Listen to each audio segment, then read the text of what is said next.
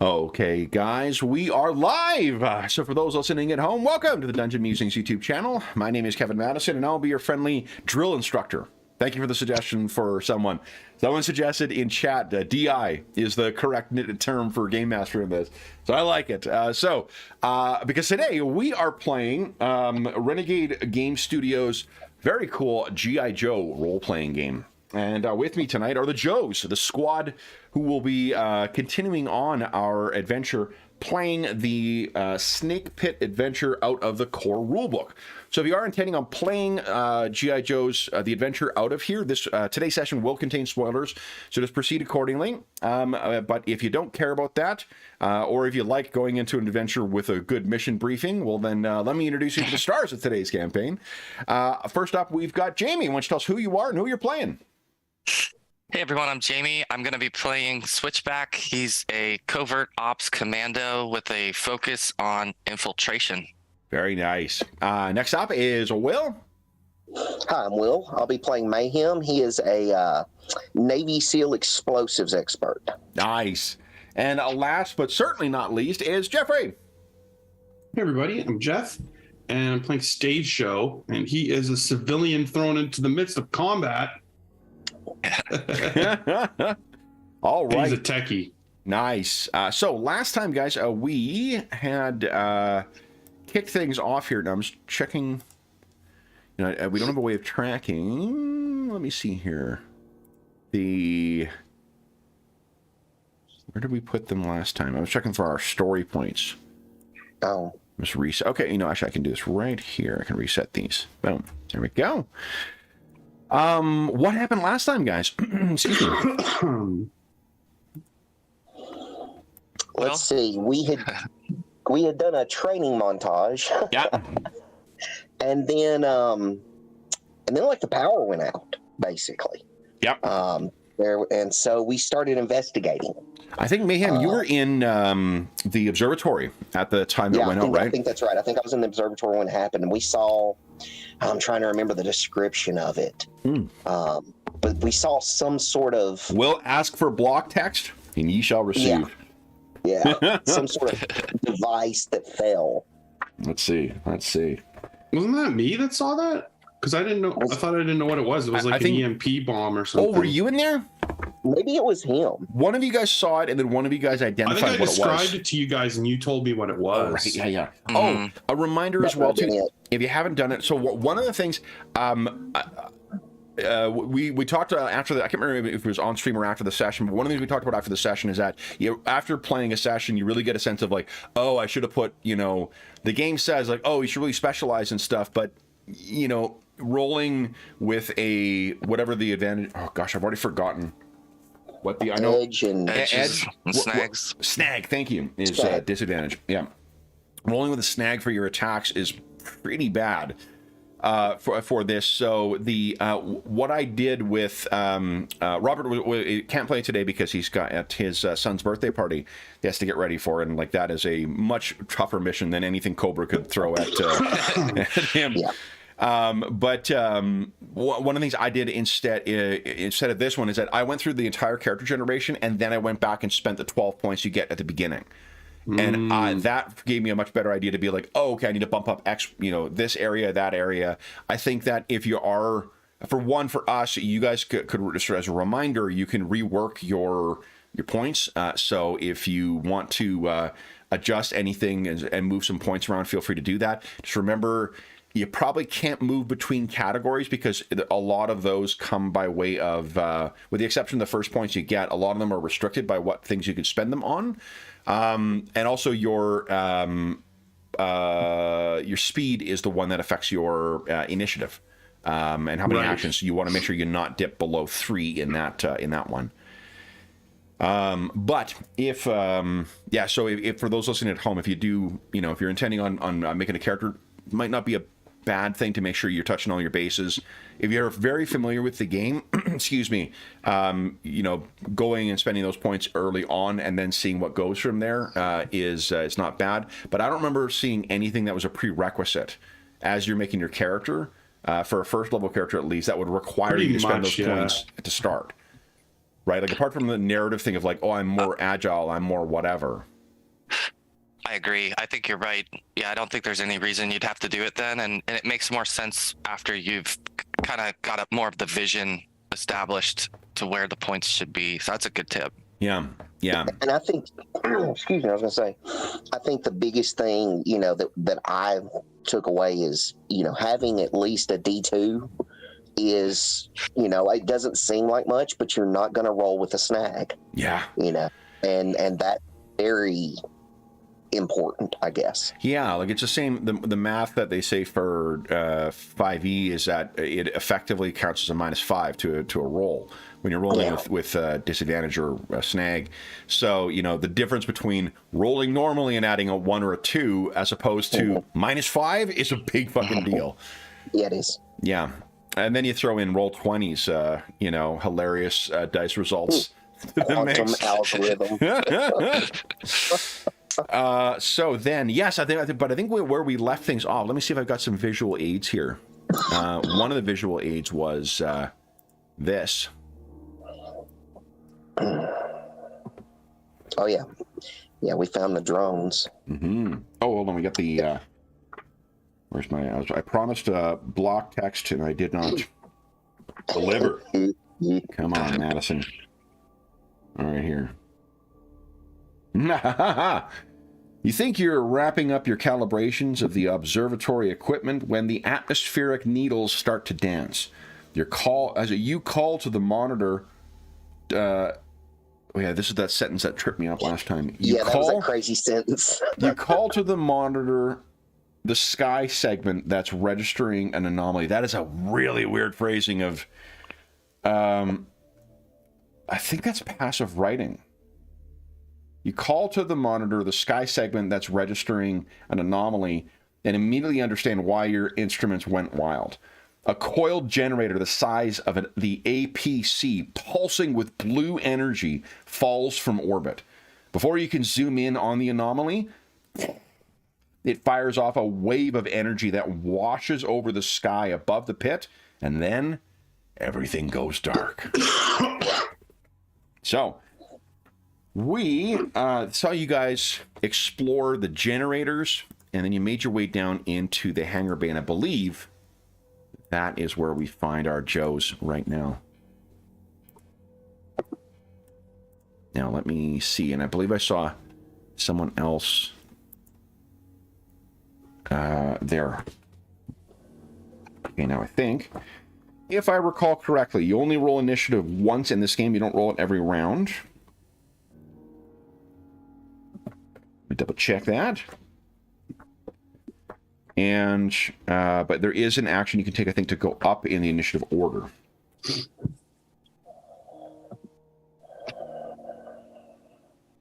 Now, did we take down the 2 drones at the end of the session, or did we? Let's see here. No, there's taken down 1. Oh, we took down 1. Okay. I think that's right. Yep, and then we've got one that is still up, and then there was someone who is talking in the. Yeah, we heard a voice of someone. Yeah, let me get that controlling them or something. Yeah. So I thought that I had this handout set up before, but I did not. So before session, while we were chatting, and I set up something, but it was the wrong one. Here we go.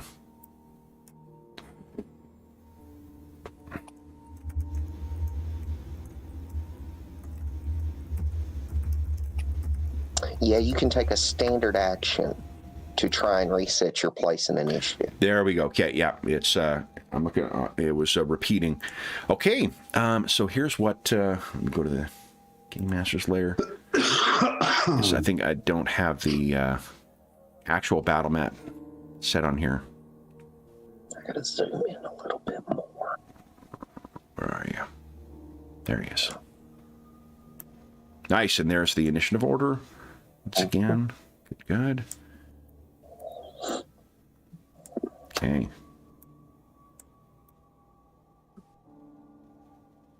And he's crouched under the wing here. And he has with him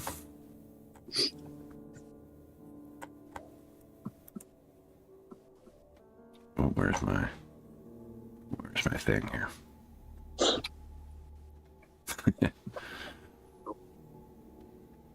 I'm laughing as I see I was scrolling over the stuff. I passed our Traveler stuff, and I saw the logo for GTCO.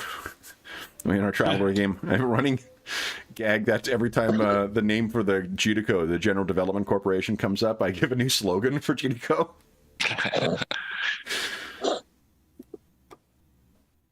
I'm sure in an ongoing campaign that's not going to become insufferable after no time at all.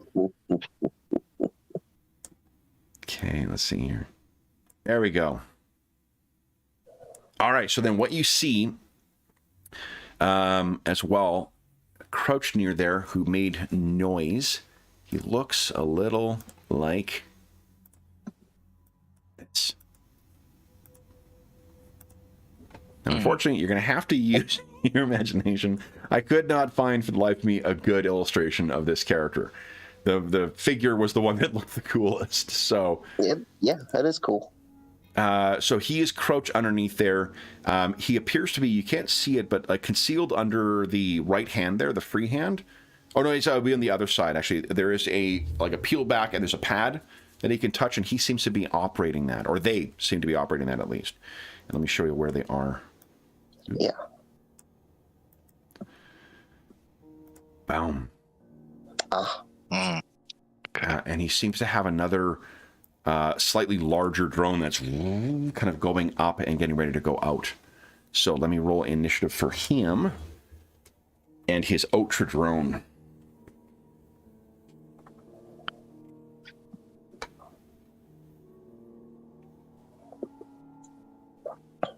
While I'm doing that, Will, what are your feelings on Batroc the Leaper? Do you love him? Do you hate him? Are you ambivalent about him? Classic comic book character. Yeah. Kind of silly outfit, kind of over the top, Pepe Le Pew. Yeah. Conceptually, it's a great concept. And in, let's see, was it The Winter Soldier? Yeah. At the beginning, that GSP played him. That was badass. That was badass because I'm a big GSP fan. So. Oh, okay, nice. Yeah, I saw. It's a comic I had not read before, but there's one where it was a page where Batroc leaps over Cap, and he's got a thing in his hand, and he's like, "If I hit this, all sorts of trouble will happen." And Cap's like, "Do it," and he goes, "Huh?" And it's a pen. He clicks it. He's like, "Would you like my autograph?" And Cap fucking cold cocks him with a shield. I just love it. Yeah. Oh. Yeah, like I said, the comic book to me is always, it's always Pepe Le Pew that I hear. Absolutely. But it was very cool in the movie. I very much liked it. He was also played a big role as part of the Bloodstone Hunt, which is one of Grunwald's follow-ups to the John Walker kind of saga for it. So I really like that, and it's a Kieran Dwyer did the art on that, so it felt very, very pulpy. Let me put I'm gonna put 10 little dots on these guys because they I think might be, let's say the drone might be quite hard to see. So I think Stage Show, why are you up there? Oh, because I added new characters. There we go. All right, so then it is, we'll go top of the round once again. Oh, I need to take a shot at you. That was, I think, what I was narrating last time. So, Mayhem. I already got shot, damn it. Do you remember what is the blue bar representing? Is that 10 hit points for somebody? 1 of 1. Hold on, let me think. Did you guys get the 10 hit points from one of your training activities? Yeah, but I thought well, maybe. Oh, it was the meal, right? It was gumbo. Yeah, that was the food. I couldn't remember how we tracked that, but that's probably what that was. Yeah. Okay, so he is going to bring up that bizarre looking gun once again, and let's see here. Oh, his targeting's not bad. Yeah, it was the clam chowder. Yeah. Say it, Frenchie. Chowder. It was the Providence version, if I remember. Yes. Yeah.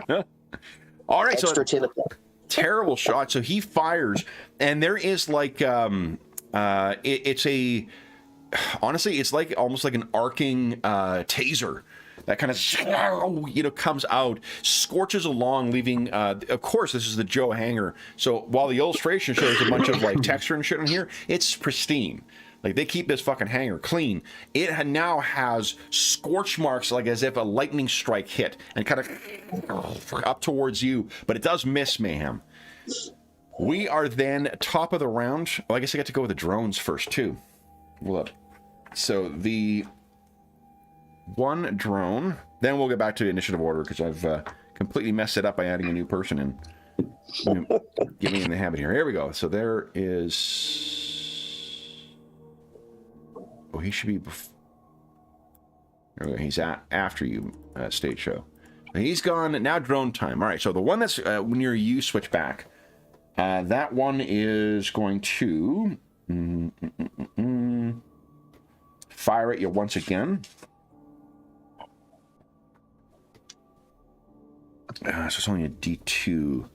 All right, so I think I'm switch back. What defense are you preferring to use here? Reflexes, or well, it's not. Maybe it's not called. I guess evasion. Evasion. That's one. Yeah. Yeah. Okay, that's your better one. Mm-hmm. Okay. Yeah. All right. So then again, you hear this popping as a shot comes down. Does a 9 hit you? No. Okay. Then the big drone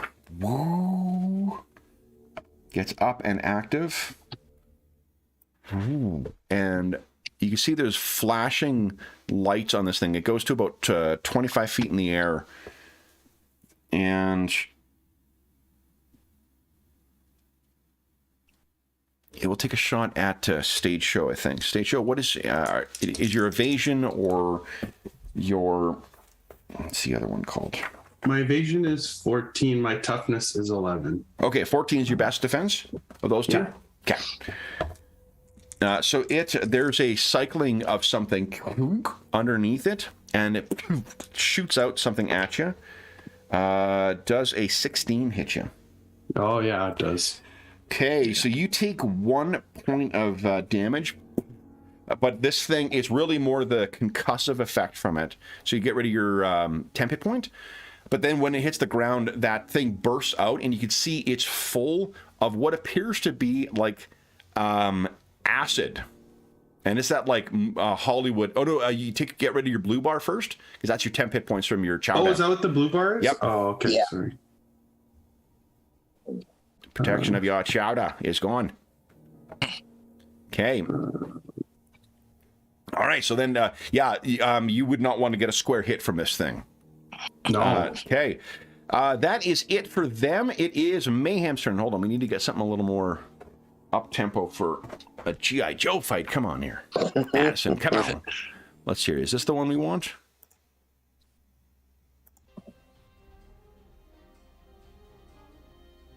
Nah, it's a little too fantasy-esque. Hold on, guys. We will get this set up. Let's see here. Actione. Yep. Here we go. Cut and run. That sounds... Ooh, Cyborg Ninja. This sounds promising. Nope.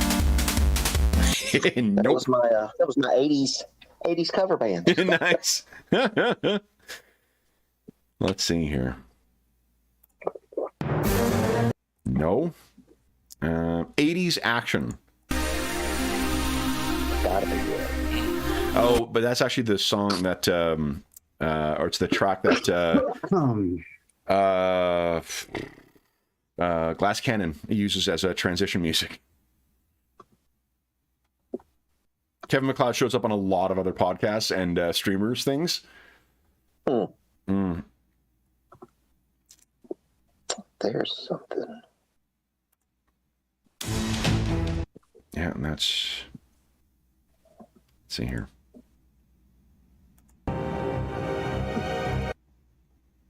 Was there music playing already when we landed on this map? Because I wasn't hearing any. I wasn't sure if... Oh, there was, but I have to turn it down so it doesn't... Let's see here. How about now? Can you hear it now? Oh, yeah. I actually don't for some reason. Do you have your music turned off, maybe?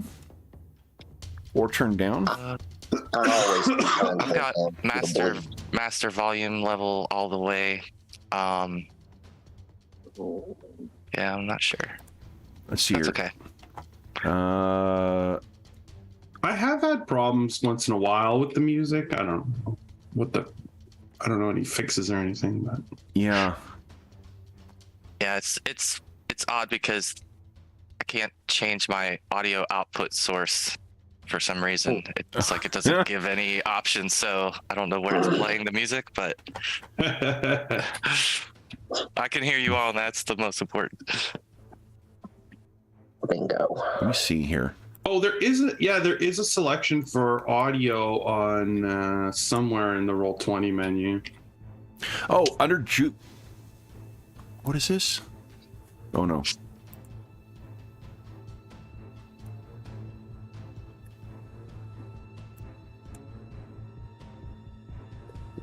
Huh. Well, we can sort of it. Yeah. Oh, and I'm also on the wrong. I'm adjusting the levels on the wrong thing.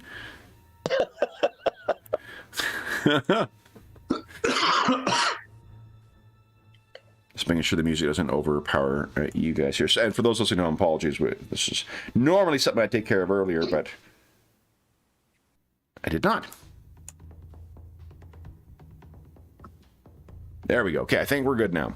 Okay, so Joe's, we're over to Mayhem. Mayhem, what are you doing? Let's see here. I reckon I probably ought to. Let's see here. Let's remind ourselves what everyone's armed with. You've got a shotgun out, don't you? Yep. Got my shotgun.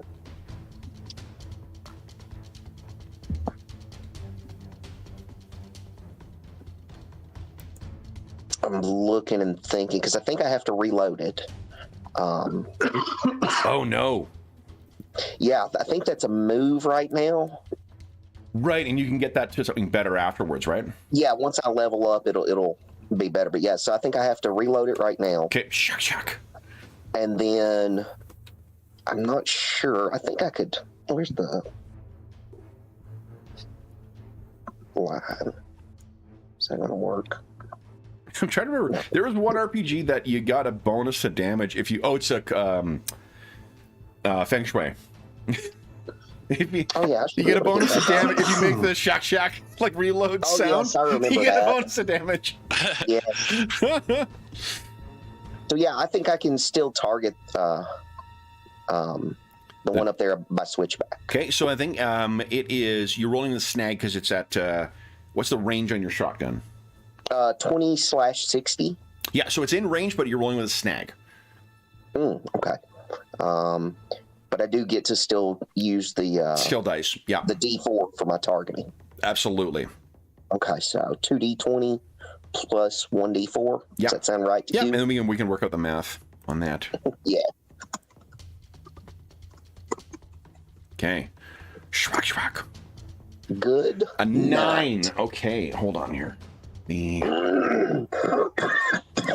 I should make use of my cloth bookmark in this darn thing. Where are we here? That's lower. Because I take the lower of the 2d20. Oh, right, it's a snag. Oh, and it's a nat 1, so that's for sure a miss. Nat 1. Okay, hold on. There's you can spend a story point when you roll a 1 on a dice. Okay. So you guys have re-roll it? And it's re-roll, yeah. So you can re-roll 1d20 if you want to spend that. Let's do that. Okay, so I'll count on. You guys have 3 story points. You always start at numbers 4 story points equal to your characters. And then I think it's nice. Just to remind ourselves, I wonder if it's on the, let's call it DI screen here.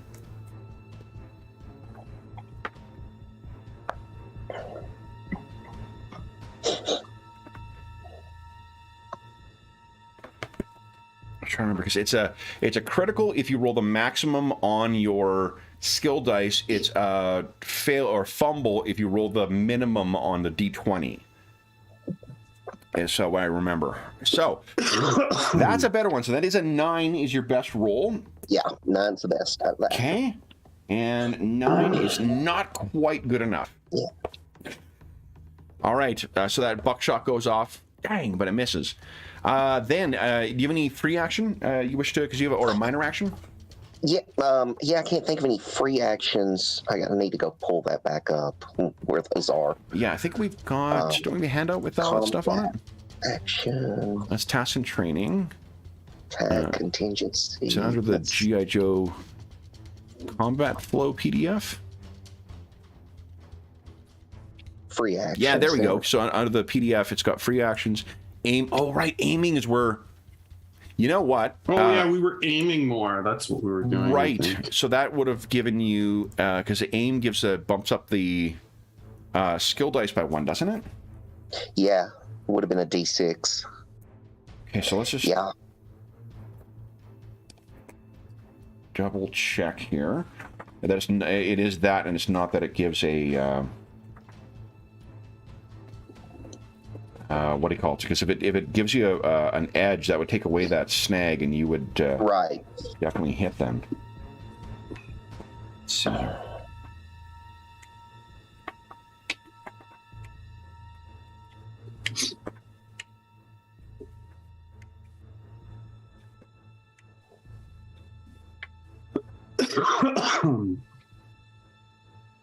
Oh, we got rules for underwater combat. Love it. Hell yeah.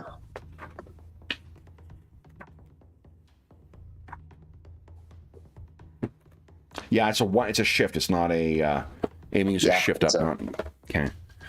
Okay, so then that would have been a D6 then. Why don't you give us a D6 roll? And you're really not that far off. Let's just see if the D6 would have been better. Alrighty.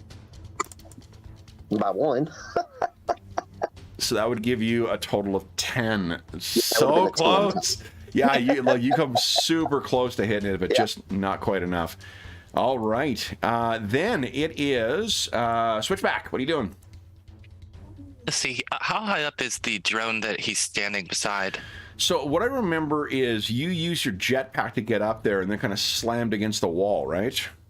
I think that's right. I know we were in the air, or I was in the air. So I think because you were using your fire axe against it. Mm-hmm. Yeah. Yeah. So okay. I think I don't remember it. It didn't move away from last time. It was just trying to shoot you from right up close. So if you want to use your melee weapon once again, you're free to do that. I will. This axe is got something to grind with this drone here, so we'll take a swing in the air. Plus, I just think it'd be a cool visual to see. And I don't know if aim is restricted. I'm not sure if you had another free action in mind, but I don't know if aim is restricted to just. No, it is. That's what I was wondering. It is. Yes, it says range weapon specific. So. Okay. So if I remember correctly, then this would be a snag roll because I don't think I have any other skill in this that would help. Yeah, it's what? It's brawl, isn't it? Is the skill? It's called, let's see. It must be because I don't have it on my sheet. So. Yeah, I think it's and that's why it was. I think it's brawn. Okay. So let's go ahead and roll with a snag. Okay. I like the idea of this axe. Look at that, though. Oh, fucking awesome. Okay, so yeah, that is a solid hit. Whack. What's it look like as you cut this drone in half? Yeah, I think, he maybe bounced off the wall a little bit with his jetpack, and then as he was coming back closer, brought the axe up, brought it down, and was able to sever maybe part of the drone with his swing. Now, one thing that is cool about GI Joe is you can split your move across your attacks throughout the round too. So if you want to move after that, you can certainly do that. Oh, okay. Yeah, I wanna move towards Mayhem. Okay. In that direction as far as I can go with the jetpack movement. Sure. Let's take a look what jetpack offers you. I also want to point out that the core rulebook has rules for a whole host of ninja, and I wanted you to recognize the restraint I'm showing of not just having nothing but ninja in this game. That would be how Teenage Kev would handle it. Okay. What are you attacking with? My axe. Axe. That's actually finesse. Oh, there you go. Okay. Yeah. So if that's better for you, Oh, okay. Yeah, that is. Thank you. yeah, yeah. I was trying to remember. It's like blunt is might, but sharp is finesse. Cool. But both of them can be used for hand-to-hand combat. I do like the versatility to like, let's just figure out a way to make you useful in combat. The game is about a bunch of military specialists, so Yeah, like I like that it Stage gives you Show. both options. Yeah. Stage Show being able to use technology to attack. Mm-hmm. Are fire axes sharp on both sides, or do they have a flat side like a chopping axe? I think they have like a tooth, single tooth, don't they? Oh yeah, they're kind of like they're like piercing and like slashing basically. Here we go. The jump jet pack. Here we go. 30 feet aerial. Oh, great. Okay, so 30 feet. I'll try to. I can't for some reason move my token. It's like hidden behind. Let me see. I think I have your picture over it. There you go. There you go. Oh, there we go. Thank you. Oh, and let me make sure I've got it set so you guys can move if you want to move any of your avatars. You can display. Oh, you should be able to move it. Yeah. It's set to that for player controlled. So I've got it in a default, but you can feel free to move my stupid head around wherever you like. Okay. 30 feet. And the other one's here, so I'm gonna just move straight up to it. All right, so switch back. There's a flash in the back of his jetpack, and he flies over to where the bigger, larger drone is. Both those words mean the same thing, Madison. Stage Show, you're up next. What are you doing? Okay, so oh man, I can move and shoot or not in this. If I move and shoot, I can't aim. Is the way it works, right? No, aiming is a free action. Yeah, your movement. Let me look. Oh, but that does sound right though. I feel like that was like you couldn't move if you aimed. As long as you don't use movement between the aim and the attack, so you can race into place, get the gun. Oh, okay. So I can move. Okay. Mm-hmm. Yeah. Okay, got it. And my movement is my. I think it's usually 30 or 25. I think it's 30 usually in this game. Okay, so yeah, I don't know where I typed it on this little piece of paper, if I even did. You are a technician, right? Yeah. Oh, it's under that part? No, it comes to maybe your background. Let's see here. Oh, there, movement 30. Okay, I found it. Yeah. Okay, so 1, 2, 3, 4, 5, 6, 7, 3 here. I don't know if I'm close enough to aim at this guy. Yeah. What's the range in your sonic weapon? It's a rifle. I could look it up in the sheet. Because it was a beam, right? Like we created it as an elemental weapon, I think. Yeah, but I think it's based on what it like. That it's like a rut. Oh, maybe it's in the book. This one specifically. Yeah, it's a separate thing. It was an elemental jet, I think. Yeah. Oh, no, it was a directed energy rifle. So that means range is 75 feet. Okay. I think he's within 75. Oh yeah, he looks. Oh, he's only 35. Okay. So then I'm gonna aim. Yeah. So that increases my dice, and I can use my technology. So that means it's a step up for the dice. Yes. Okay. Yeah. So and I don't have a penalty on this, so it's just no snag, no edge, no. It's the D20 and the D10 together. Yeah. Nice. So what does your sonic beam look like? Yeah, I think it's like I think I said it was like really focused and like disrupting, like, you know, probably hits him in the chest or something and like shakes your chest cavity and you know, sort of a feeling of nausea almost. Yeah. So if I remember correctly, it targeted his will instead of his, or something like that. It targeted something different than. Let's see here. It was a step down in damage. Oh yeah, because it was the sonic. Oh well, that might be an option. That was one of the neat things with the different games or different attacks is that you can the way they model sort of like multiple modes on weaponry is that you have other things you can try, like burst fire or, you know, your nauseating thing. Normally, you got a basic attack that just damages that attacks either evasion or whatever the other one is called. Okay, so then what do I roll for damage? Or toughness. You actually don't roll damage. It's normally just 1. Oh, okay. And then if you beat it by 10, you do double critical, so it's double damage. And you didn't roll max on your skill, so there's not a crit there. So, okay. But what you can do is if you scale down your attack dice by 1, you can choose to target will instead of targeting the other thing. That's what you can do. Oh, I see. So that's on my attack roll that I choose to do that. Yes. Yeah. Oh, okay, I got it. Yeah. So I choose that beforehand. Yeah, hit points are not particularly big in this. There's not a big pool that slowly goes down. Often it's a flat number, and then the hit points or the health doesn't go up particularly high either, because you need to raise your your conditioning skill in order to get that to go up. So, but that might be something I would choose to do against someone who's very tough. Most definitely. Yeah. Yeah. Okay. Whereas this guy seems techie, so he's just as likely to have good willpower as toughness. Quite possibly, yeah. And I mean, mind control at Sergeant Slaughter. That's where you want, the willpower. Okay. And that's called Chekhov's mind controlled Sergeant Slaughter. If you put him on a counter, you need to make use of him by the third act. Okay, so then let's see here. So he's hit, and he sort of staggers back with the hit. Then it is his turn. Well, he's not pleased with that stage show. I figured not. Is going to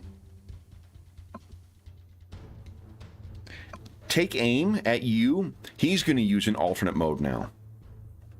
And then, let's see here.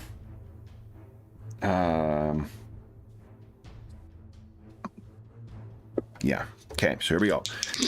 And he fires. That is a 20. So I think that's a hit. So another point of damage for you, Stage Show. And would you give us... Let's see here. Why can't I select my token? Oh, because I did this. Were you measuring? Yeah. Yeah. Okay, so you are hit by this thing, but then what he really was trying to do... Is there attacks of opportunity in this game? Do we know?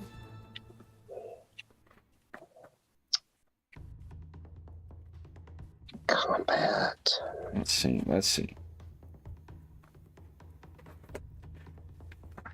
It's because the game is so relatively straightforward. I've really been lazy and looking something like, it's not that hard to look it up because it's not that much to the game anyway. But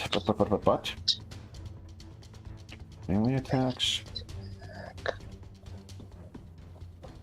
You can take a defend action. I found that. Yeah.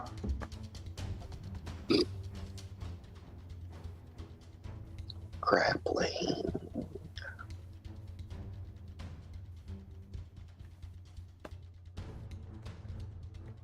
I don't see it under free actions. You see it under movement? Yeah, checking the movement section. I don't see it there. Yeah. Okay, yeah, I would say then I've looked through the combat stuff. I don't see anything about that. Really doesn't feel like a very GI Joe-y thing to do either. Yeah. It feels like it should be a very, mobile game. Mm-hmm.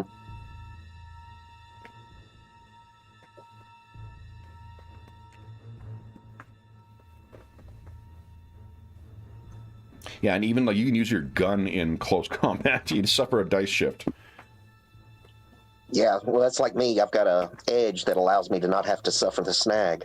Yeah, so I don't think there is attacks of opportunity. Okay, cool. Well, that's good to know. So this thing goes back a bit, and then it is going to multi-attack. So it will. You see the thing adjusts underneath. Well, I guess I can't do the... that. You see effectively Switchback, as you come flying in, you can picture this thing sort of zooms back a bit, and what was like almost like a mini grenade dispenser, it changes underneath, and there is now like a little mini Gatling gun. So this is against you, Switchback. Does a 15 hit you? Evasion? Actually, you choose which one you want to use. I'll use evasion, and that would not hit. Nice. So you see that you deke to the side, but the gun kind of follows down at stage show. And you can use evasion or toughness to resist this. It's a 5. Oh, he jumps out of the way. Whoa! So tearing up chunks of the ground.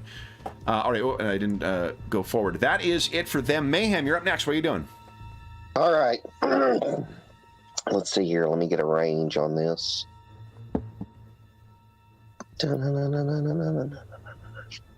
Okay, yeah, that's within range. So yeah, free action reload move action reload, free action aim, and then attack. Check.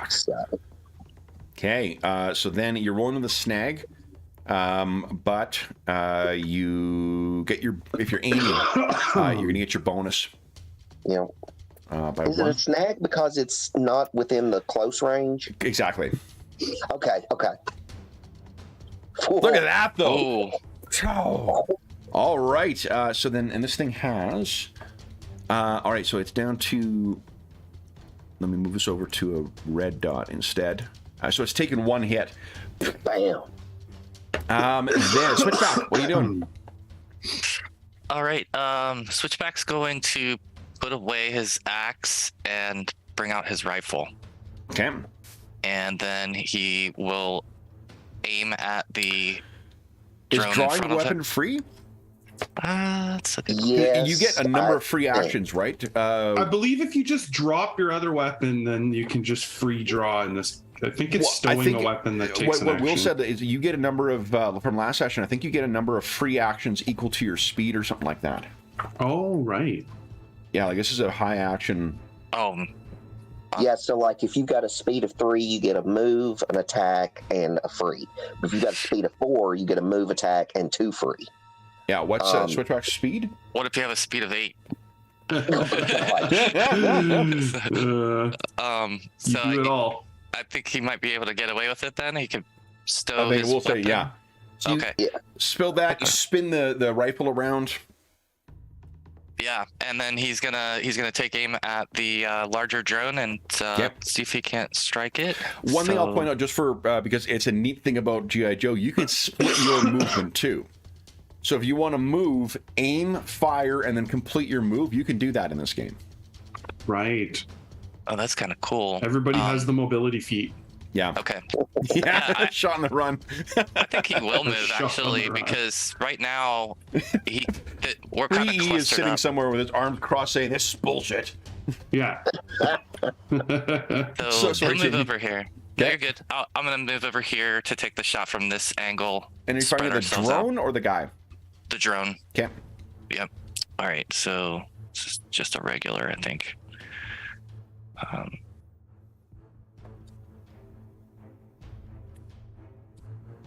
Ooh. Man, that's a 1. You did roll a 1 on your d20. You could spend a story point and re-roll. Sure. Let's do that. Yeah. Let's try that. Come on. That is close, but not. That's actually a 1 again. Oh my gosh. How did that happen? Oh, It's you like rolled it higher added- on your skill. Yeah, you can spend another Okay. story point and re-roll that if you want. No, I think I'll save some. I'm not meant to land this shot. No Okay. problem. All right, so then you shoot and it unfortunately it kind of hits the deeper in the hangar. Do you have any other movement left, or are you done? I have movement left, but I'm gonna stay in this position here. Okay. Then it is Stage Show's turn. What are you doing, Stage Show? I'm going to aim at this jerk. Okay, I'm going to spend a story point to boost my defenses by 5. Okay. So he's sort of ducking behind a wheel underneath one of those Tomcats. Or Sky Then I'm Striker, gonna I guess. fire. Okay. Oh, that won't hit him. That's a nice shot, though. Actually, the defenses are quite low at the beginning, but that isn't because I spent the point. So he sees you coming in, you fire. It's that classic, like you see him, he ducks behind something, and then it explodes with sparks as your shot hits. Okay. Then you still have a move you like? Yeah, I'm gonna back up just in case he doesn't have long range, and because I have quite long range, so I'm gonna back up actually. Okay. Away from these guys. All right. So then it is his turn. All right. He is going to. Yeah, he's going to duck for cover, and then he's going to make a tech check. We see in the. You guys wouldn't see this necessarily, but in the film version, he sort of puts his back against the landing gear of the Sky Striker, pulls up his thing, and starts. We see a little. Illustration or a schematic of the drone, and there's like a red thing flashing, and he hits a button or two so that lines reconnect through something else, and then it goes blue, and the drone has been healed for one.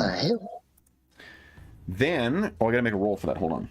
Quit cheating, Madison. Jesus. Cheating ass. And I am. It's my first time, guys. We're first time rolling with a. What do you call it? With specialization. So I get to roll all the dice for it and take the best. Let's see here. Which is good because I did not roll terribly well in one of them. All right, so then that was a success. He's healed that, and then let me put a teeny tiny aura around this thing so it's easier to see. There's a threat. Let's see here. Is that going to work? There we go. It is going to split its fire between Switchback and maybe I shall move forward first. And then it uses its multi-fire, that little Gatling drone guns again. So Switchback against you, that is a 9, so I think it's a miss. Yes. And then against Mayhem, this is a 7, so I think that's a miss as well. Yeah, totally. Yeah. So this thing's filling up the hangar with this fire, none of which managed to land home. Mayhem, you're up next. What are you doing? All right, so yeah, let's see here. Is that son of a bitch gotten close enough? Probably not, but let's check. Oh, all right. So move action, reload. Okay. Aim, free action. So if you want to be within, the thing is, it's 20 feet in the air. If you're gonna have to move a little closer if you want to. You see, I can't move if I reload. Let's see here. Is there something you can do with? I'm checking story points here. Oh, they allow you to take a. They do not. Action, no, not in this. Unfortunately, yeah, I didn't think so. No. Yeah. But yeah, all right. Still. Okay, here we go. Yeah, you hit last time, even with the snag. Well, last time was an awesome roll. Just schwack. Oh, so it's still a 10, which is still, unfortunately, these things are quite nimble. So it zips to the side. It's still firing. Maybe it's also the suppressive quality of that fire that's causing you to throw your aim off. Switchback, you're up next. What are you doing? All right, I'm going to change my target towards the guy instead of the drone, and take aim at him with the rifle and see if I can't strike him. How does cover work in this? Let's see.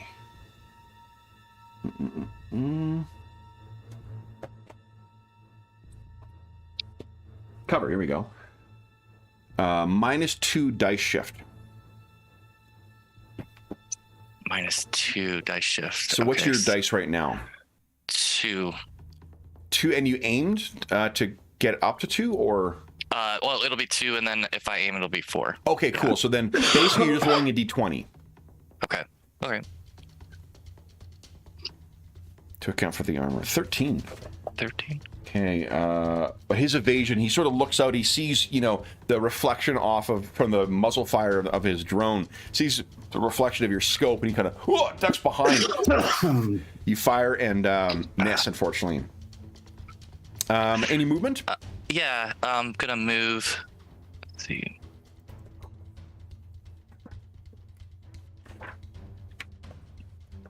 One, two.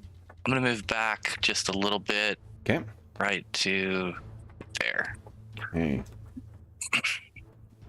Trying to find story points. I'm trying to remember how we advise. Here we go. Spending story points. Gaining story points. Fumbles, scenes, good role playing. We'll have none of that. Critically succeeding on a skill test. Yeah. Okay, so yeah, that sounds good. That's I got my memory refreshed. So stage show. So you pulled yourself back a little further back in the hangar. Yeah, now I'm gonna aim at this bugger again. Okay. Try to hit him. At the drone or the guy? The dude. Okay, so if you're aiming at the dude, he has cover, so it'll be a -2 shift. So basically -1 from whatever your skill would normally be because you're also aiming. And then, hold on, when you said 75 was the range, right? I think you can hit anyone in the hangar. Yeah. Yeah. Oh, yeah. Yeah. Oh, my God. All right. Then it is his turn. All right. So he's got his drone ready to go again. So I think he is...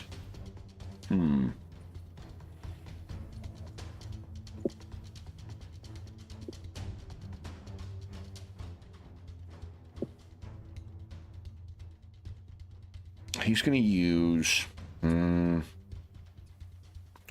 I think he's going to move a little further back in the hangar. So he races over here. He's running underneath this thing, scuttling, one might say. So he's underneath this thing. He's got full cover, no line of sight from anyone in the air. But he can still see Mayhem and Stage Show. So I think he's going to take a shot at Mayhem, but I believe it is with a snag. Yep. Just outside of range now. So ducks behind cover. This will be with a snag. And my worst roll is a 13. Oh, yeah, that's not going to hit. Okay. So does it hit your evasion? Don't I use my You can strength? choose. I just want to figure out narratively what it is. Yeah, narratively, it's his toughness. You know, he's got that armor on. In addition, even if he didn't have the armor, it wouldn't hit. Okay, but would it have hit his evasion? Evasion? No, you said 13, right, Kevin? Yeah. Yeah, no, it wouldn't even hit that. Okay, cool. So then he ducks out of the way of this. Then it is the drone's turn. I'm going to second verse, same as the first. Continue on with this firing away here. So against that's a terrible roll. Oh! I got to spend a story point to re-roll that. I rolled a 1. I could potentially get a critical fail. My drone might jam, and we can't have that, guys. All right, that is a 17 against Switchback. That misses. Nice. Okay, and then that is a 17 against Mayhem. 17, I don't think hits his Toughness. Yeah, I don't think that hits his toughness. Nice. Yeah, nope. Because Yep, that armor is helpful. Okay, awesome. Then it is that was the drone. Mayhem, you're back up again. All right. Let's see. I'm thinking about trying to do something different. Okay. I'm going to attempt to use a skill. Yeah. I'm going to attempt to intimidate this guy. The guy or the dude? Yeah. Okay. Yeah. So let's see. So he's underneath the aircraft, right? Yeah. Kind of in between over there. So let's see here. Listen up, man. You don't come out of there, I'm going to bring that airplane down on you. Okay. So let's see here. Back to what that is. I have a D4. So Yeah, so that'd be targeting either will or smarts on his part. Mm-hmm. Or cleverness. Maybe this part. Okay. So I'll use will for him. Shit. Oh, but a 1 on a skill check doesn't mean anything. It doesn't? Oh, no, okay. it's the 1 on the just D20 and then the max on the skill. Max on the skill. Okay. Yeah. Hey, it was worth a shot. Let's try something different. That's a neat way of mitigating in favor of more interesting critical successes as opposed to critical failures, right? Because like it's 5% chance of a critical fail, and you get a chance to reroll when that happens with a story point, as opposed to a much smaller dice that has a chance of rolling the maximum. So it's a game that puts the weight in favor of the critical successes. I like that.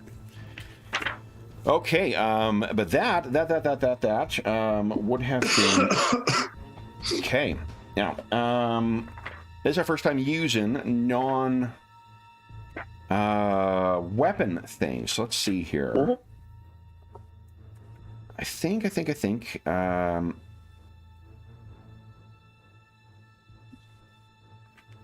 I'm going to apply, because I think this is the way it's supposed to work, is you apply that basically as health damage from it as like 1 point to reflect sort of its chance of suffering more serious wounds.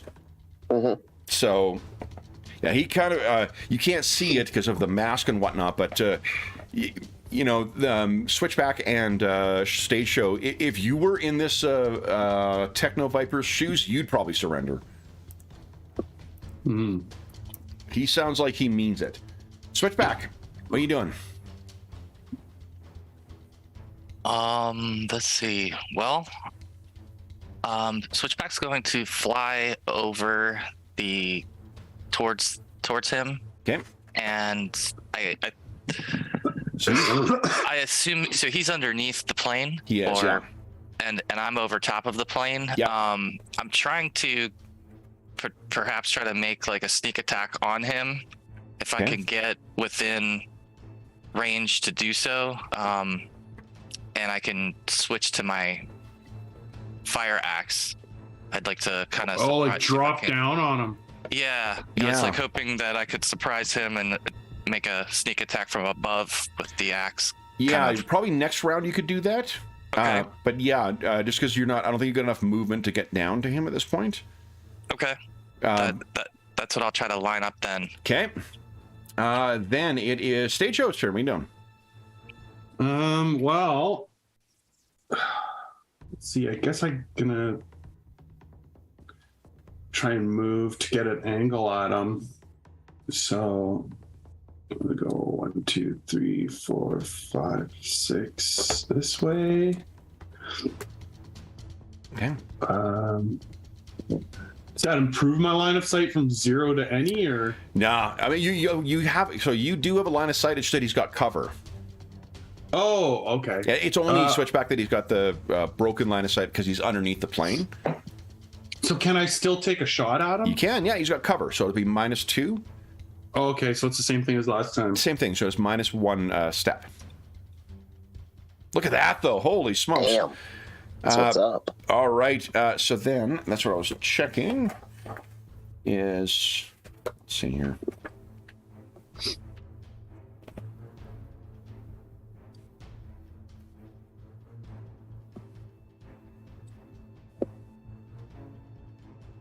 Okay, he is defeated. That's what I was checking. So you get in line, and are you killing him, or are you knocking him out, or what? I feel like, I mean, honestly, let's leave it to the dice, because I feel like Stage Show this is like the first time he's been, in a gunfight. So I don't know that he's got that kind of accuracy. So I'm going to roll 1d2. If it's a 1, he's killed him. If it's a 2, he's incapacitated him. Nice. He's incapacitated him. Okay, so he's on the ground. No! Then, so he is defeated. I'll get him off of the initiative order then. The drone, however, still has its orders. So it will continue firing at both Mayhem and Stage Show. Actually, I can move, can't I? Ooh, it hovers around to make sure you guys are both in short range. And Mayhem against you. There's no way that's a hit. And then against Stage Show, a 13. I don't think that hits. No. Okay. Then it is Mayhem's turn. What do you do, Mayhem? All right, now let's see how close this son of a bitch is. 12. Come on, surely he's within 20 feet. 20 feet. Let me see here. I'm trying to do the math, honey. Hold on. Let's say that you're gonna jump up, and that'll probably make the difference. You'll do a vertical, okay. and then that'll be enough to make the difference for to Yeah, satisfy Pythagoras. D6. So no snag this time. 15. All right, it's not a crit, but it is a hit. Hell. Kind of staggers back. Switch back. What are you doing? Well, I think he's incapacitated now, right? So, I guess maybe Switchback can go down and disarm him and secure him. Yeah, so we Shut see off you this drone! and kick that rifle of his out of the way. Mm-hmm. Okay. And Stage Show, what are you doing? Fire at this drone now. Okay. So it goes back. Well, I guess I aim. Okay, so you get just a free step up in your attack. So. Oh, Damn. dang it. 11. Yeah, so that unfortunately is not good enough, and you didn't roll any ones. So this thing still keeps shooting. There's no way that hits Mayhem. And then against Stage Show, no way.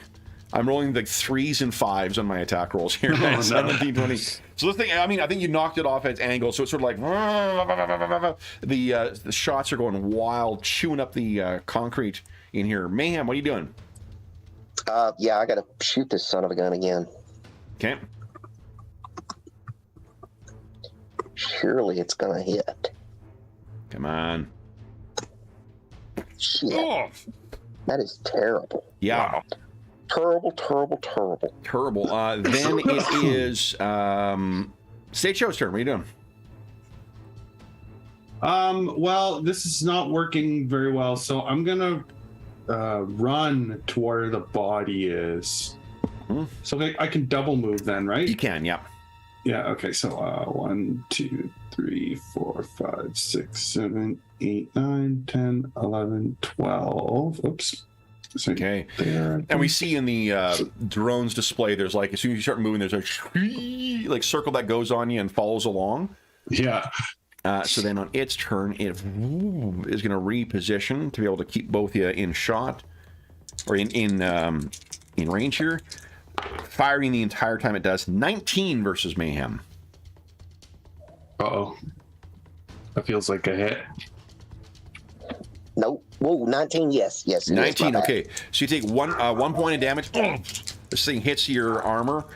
That one hit. Nat 20 on. I'm down.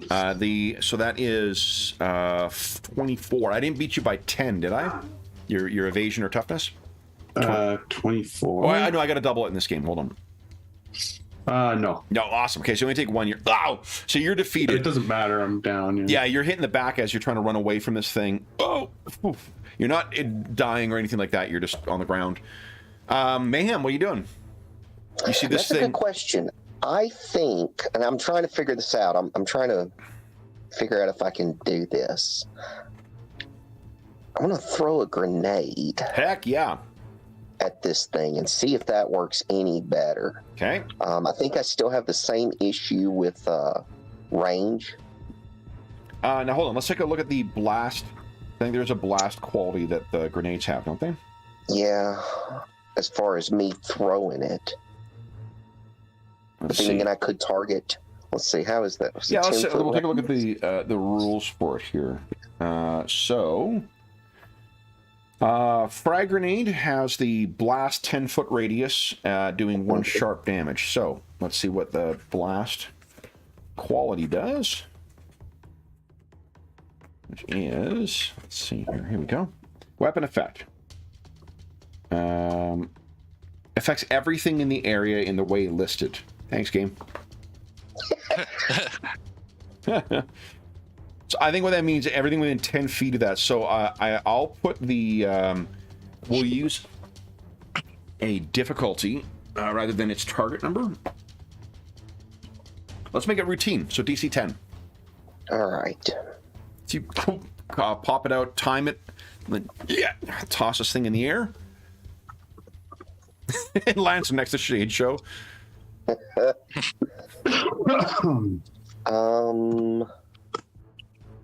Yes, and it's a critical because you got the highest on your skill dice. Yeah. So, and I believe that just does an extra point of damage. Yeah, it does 1 sharp. So that's 2 sharp. So it'll be 2 sharp then, yeah. Let's see here. Okay. I'm just double checking for the crit in combat. Go. Shift modifiers. Here we go. Critical success. If the result of the skill dice shows the highest number and it succeeds, in addition to whatever base effects the attack has, the attacker chooses to stack an additional attack effect. Often this means applying the damage a second time, but it may instead have the option of applying an alternate effect. So some weapons will have alternate crits stuff. So in this case, though, yeah, you toss it up, and I think it lands right on top of this thing, and it kind of and then explodes, leaving chunks all over. Now, let's see here. That means. That, I think, was some ingenious, between good role-playing and some ingenious play. You guys are going to get another story point for that. Oh. So, which is important because you can choose to spend a story point to take a standard action, make a science skill test to heal someone. Yeah, I've got science at D2, so I can at least do that. Okay. So if you race over to Stage Show, do you wish to make a difficulty 10 is to heal 1 point, difficulty 15 to heal 2, or difficulty 3? Hold on, that's a story point 1. I'll bet you you probably don't need to spend story points to do first aid. A standard. I read it somewhere, Kevin, but I don't know where it is right now. Oh, that's okay. You can find that. We're all learning the game here, anywho. So I don't mind looking that up right now. We might as well learn. Yeah. It's the first time this has happened. So. Healing. Rest restores, I think, every 6 hours. You heal all damage and recover 1 essence point, if applicable. Additionally, as a standard action, science skill test can restore health to living creatures and tech to machines, including robots. The difficulty of the skill test restore is 5 plus how much health you want, plus 5 times how much health you want to put back. I'm just trying to figure out why that's listed under the story points. I don't see a reference to story points being required. Yeah, you're looking at page 210, right? Yeah, and so I'm just looking at. Too. Yeah. You know what? I think it's just a weird placement on the DI screen. Like it's under spending story points on the DM screen. Maybe you have to do. I mean, I could see maybe having to do that in the middle of combat. But like when you're out of combat, I don't see any reason you'd have to spend a story point.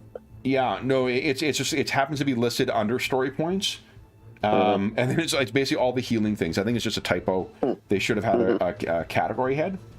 But yeah, okay. So regular enemies, minions, and other enemies become defeated the instant they drop to 0.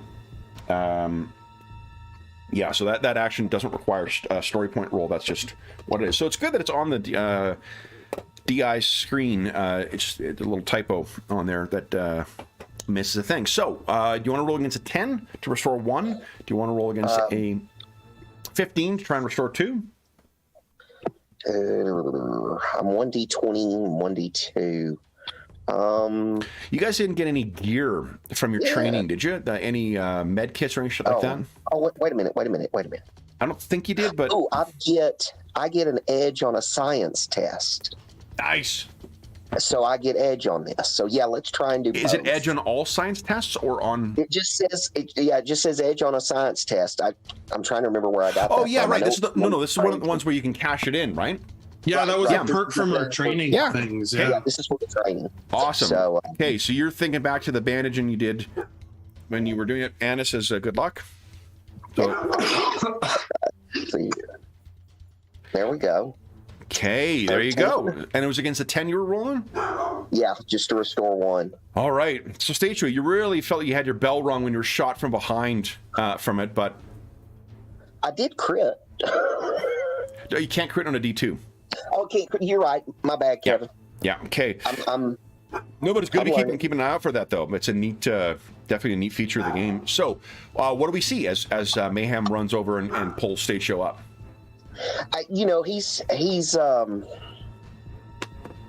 he looks at him, and he's like, checking him out, making sure he's okay, and just takes out a dressing. Yeah. He's got a wound there on his probably on his head even. Takes out a dressing, patches that up, takes a little ammonium nitrate thing, pops it under his nose. And he comes. Stage Show, how are you feeling? Yeah, he's, after the sort of the adrenaline of the success of taking that guy out and then, followed by getting clocked in the head, I think he's like thinking, I'm getting all angles of this combat. My first time out. Mm-hmm. So, what do you guys wish to do next? You see, Switchback's got that axe over the defeated Cobra infiltrator. These are the guys. I think you can picture it's. You maybe don't have dealings with. You read about Cobra in the news, likely, and you dealt with him at that music show that you brought all of you guys together. But what the hell are they doing? Is this part of the training? Really didn't feel like training. Stage Show. Like, it really felt like that thing was trying to kill you. Yeah, that certainly didn't feel like training. Are we supposed to bring him back to the boss or question him? Let's never caught a prisoner before. Here's what let's see here, what you were told to do. You may remember Mercer was your contact, and did I share the illustration of Mercer? Where is he? Oh, I didn't. There you go, guys. It's Mercer. Mr. Sleeves Off. Yeah, this is the one in your comic who looks like a divorced dad. Yeah. Oh boy, there's a pool in my complex. The blackout leaves the pit compromised. We have to assume hostile agents are responsible and that the pit is in danger. Protocol dictates that the senior officer stays in a room with an escape route, while units of no fewer than 3 Joes secure each room. This doesn't give us a lot of options. When you're ready, head down to the jet craft hangar by way of enviro control. Sweep each room for infiltrators. Stay in constant communication and report anything unusual. Yeah, so we would have him secured, and we would report then, I guess, to Mercer on radio that we have disabled 2 drones and captured 1 Cobra infiltrator. So,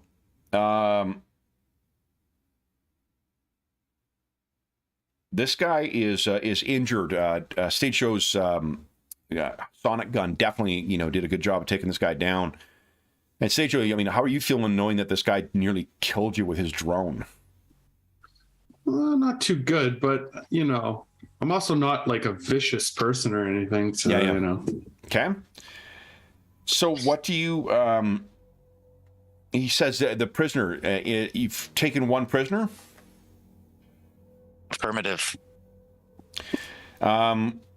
What is the? We have no intel from any other squads in the pit. Can you secure him? Can you get any information from him? And can you continue on? He is secured. He will have to come to before we could try to extract more information. Maybe Stage Show could look at his gear potentially to see if there's something with his gear that might be telling to whether or not maybe he has more drones in the area or something like that. But until he comes to, we probably can't start to extract any information. Yeah, I think one of you could try and like hack his gear if you like. Yeah. Yeah. Oh yeah, dude. That'd be There neat. you go. Sure. Why don't you try to talk to him, Mayhem? I'll check out his gear. All right. Okay. So if you take Oh off. yeah. So Oh, go ahead, Joe. Yeah. Go ahead, Will. no. Go ahead, Kevin. Go ahead. One thing, if you take off his mask, what you see is just just some young white dude, sandy blonde hair. Like this could be. There's nothing that makes this guy stand out. His hair is cut relatively short, so it's in a kind of a like almost like a military crew cut kind of thing, and he's definitely a little groggy when you take the mask off. But once his eyes sort of focus, he looks up at you and kind of tries to give you a fearsome look. But this kid's got to be like 20, 21. Yeah. Yeah, he's not ready for this intimidation, baby. He ain't ready for this. So I grab him kind of by the uniform right there, and I'm like, how many of you are there? Okay. Why don't you give us an what is it here? Intimidation check? Yeah. Yeah, this will be against his will once again. What a crap roll. I think it's the more reflective. Like you're not bad at it. It's just the he is just it's the arrogance of youth where he just looks up at you and he says, "You're too late. You're too late, old man." Stage Show, you were gonna try and fuss with his gear, so I think I'll use his cleverness as a to kind of reflect his what do you call it? His tech savviness. Okay, so I roll 1d20 and my technology. Yep. Is that correct? 1d20. I was in my office for the first time in like a couple months yesterday. I almost left my work phone behind. Whoops. Oh, come on. Ooh. Are we Okay. all stuck in on the 20. rolls? What's up? Oh, it's roll 20. It knows we're here. So Sour on you us. Can see my username. You see someone at Roll20 headquarters. Oh, hold on. Jeff's logged on. 1 second. He's on. Hit the down button. Hit the down roll. I will remind you that you could, because this is actually meaningful for your character, you could have rolled that by spending a story point as a specialized roll, meaning you would also get to roll a d6, a d4, and a d2, and then pick which is the highest. And Oh, that's kind of cool. yeah. I mean, I don't think I would have done it in this case, but Okay. All right, you're accessing this stuff, and there is, while this guy may not be, any kind of master hacker or whatnot, there's a default level of security on this stuff. So you're fussing around with it a little bit. It's not a critical fail, so it's not shut down altogether. It's just, I think, going to become progressively a little more difficult each time you retry. yeah. I mean, it's the first time I've ever encountered Cobra Tech here, too. So Yeah. Switchback. What about you? What are you doing? Let's check see. out- I think I was going to say, Maybe- let's look at the rule for assisting.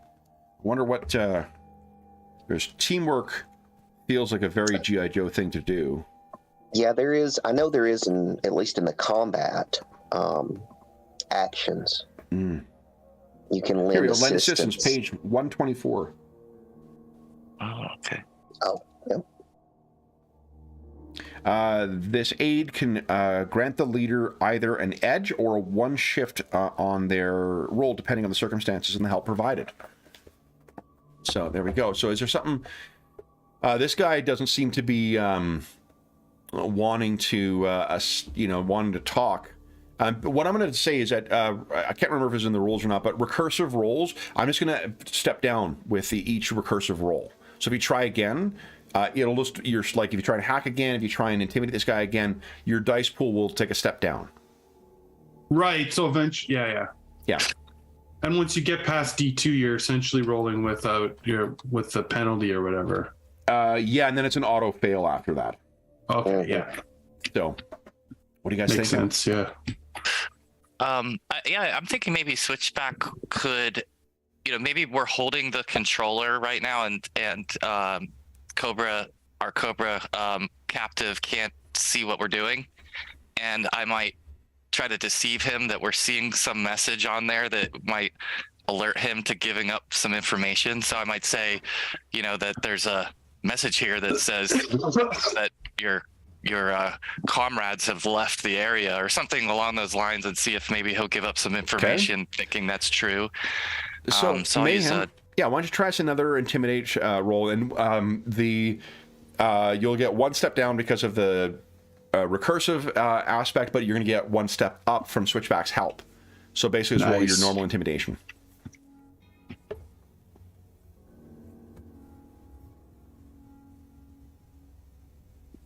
All right. Let's see. Get him this time. What was that? like something like, "You're all alone, kid." Yeah. You're all alone.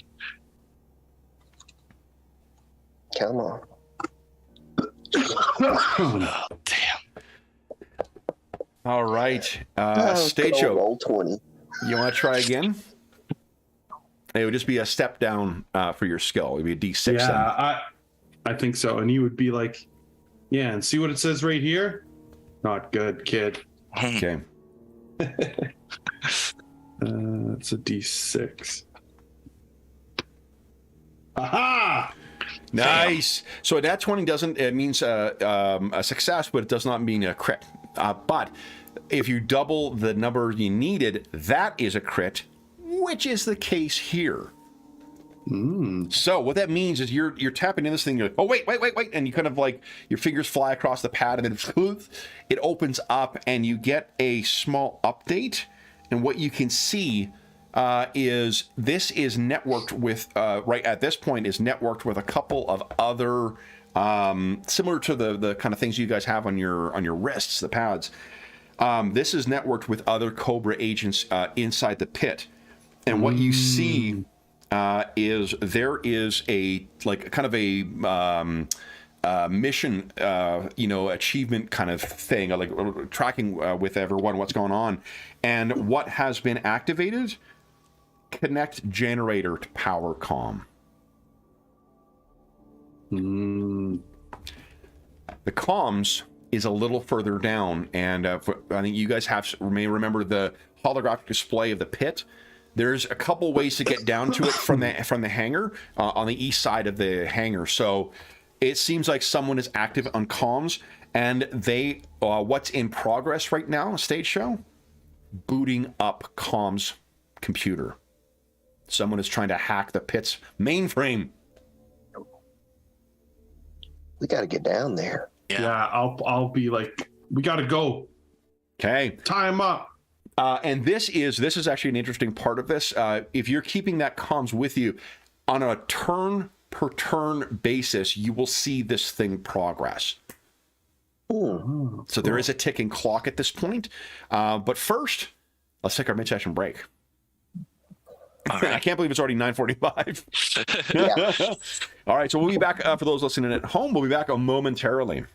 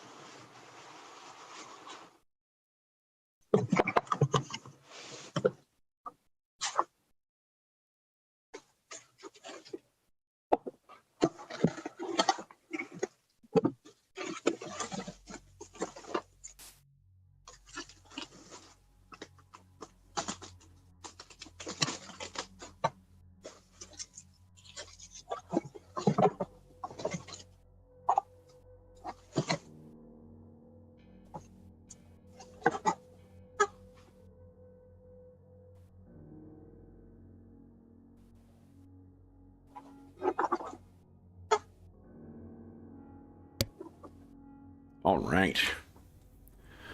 I'll give you updates too, Jeff, as we go along. I'm assuming that Sage will be kind of monitoring the thing to see the progress of the Cobra team. Yeah, for sure. So remove all turns. Yeah, okay. Great. Okay.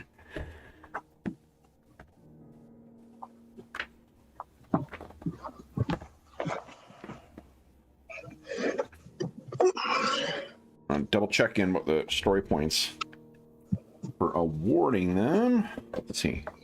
Excuse me. You got a critical success.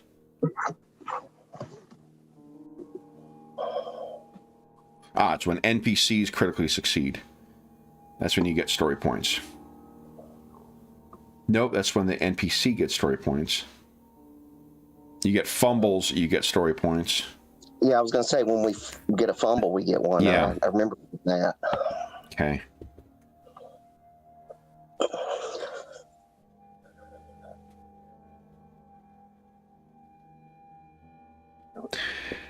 And we transition to a new scene, which means I get story points. So, 3 more. All right. I can't remember if you're a Depeche Mode fan or not, Will, but they're touring in the U.S. now. Yeah. That I've been meaning to tell you that. Well, we saw them on their previous tour, which was before COVID. So it's been a few years now.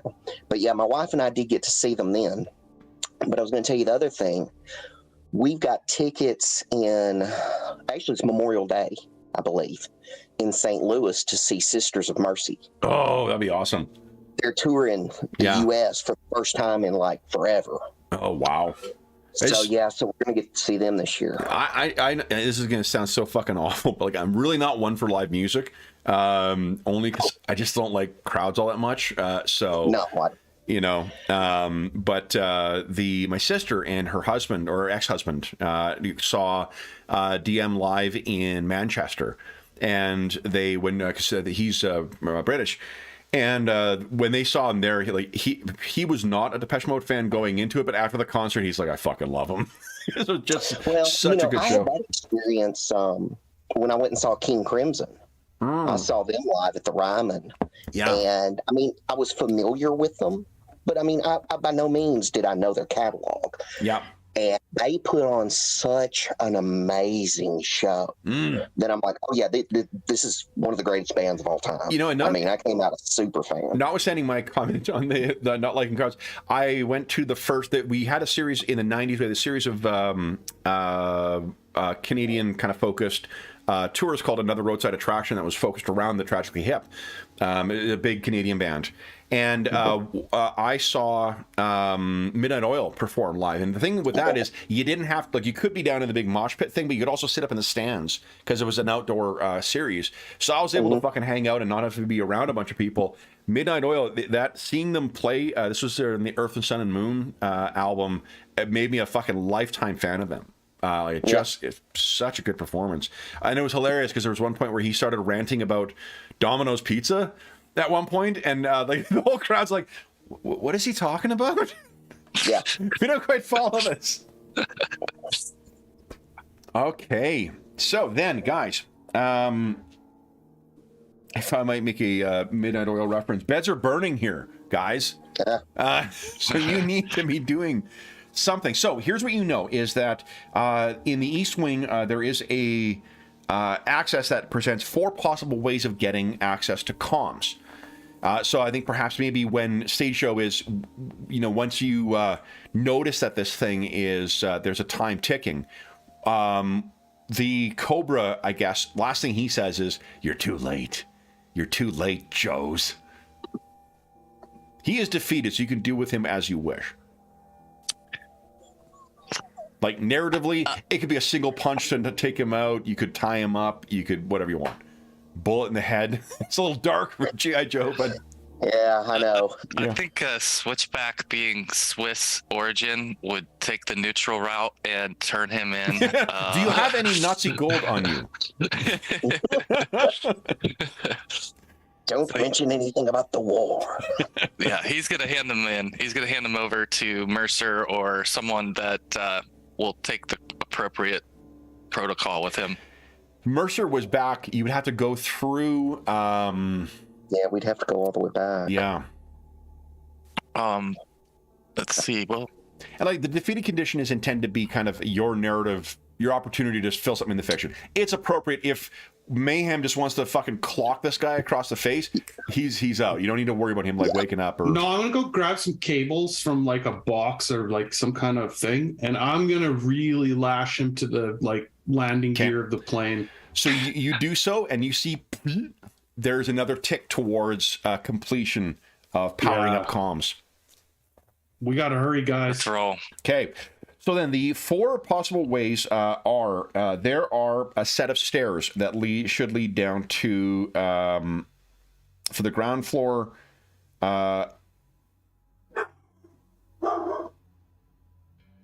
Leading from the jet hangar floor to the comms floor. You have, let's see here.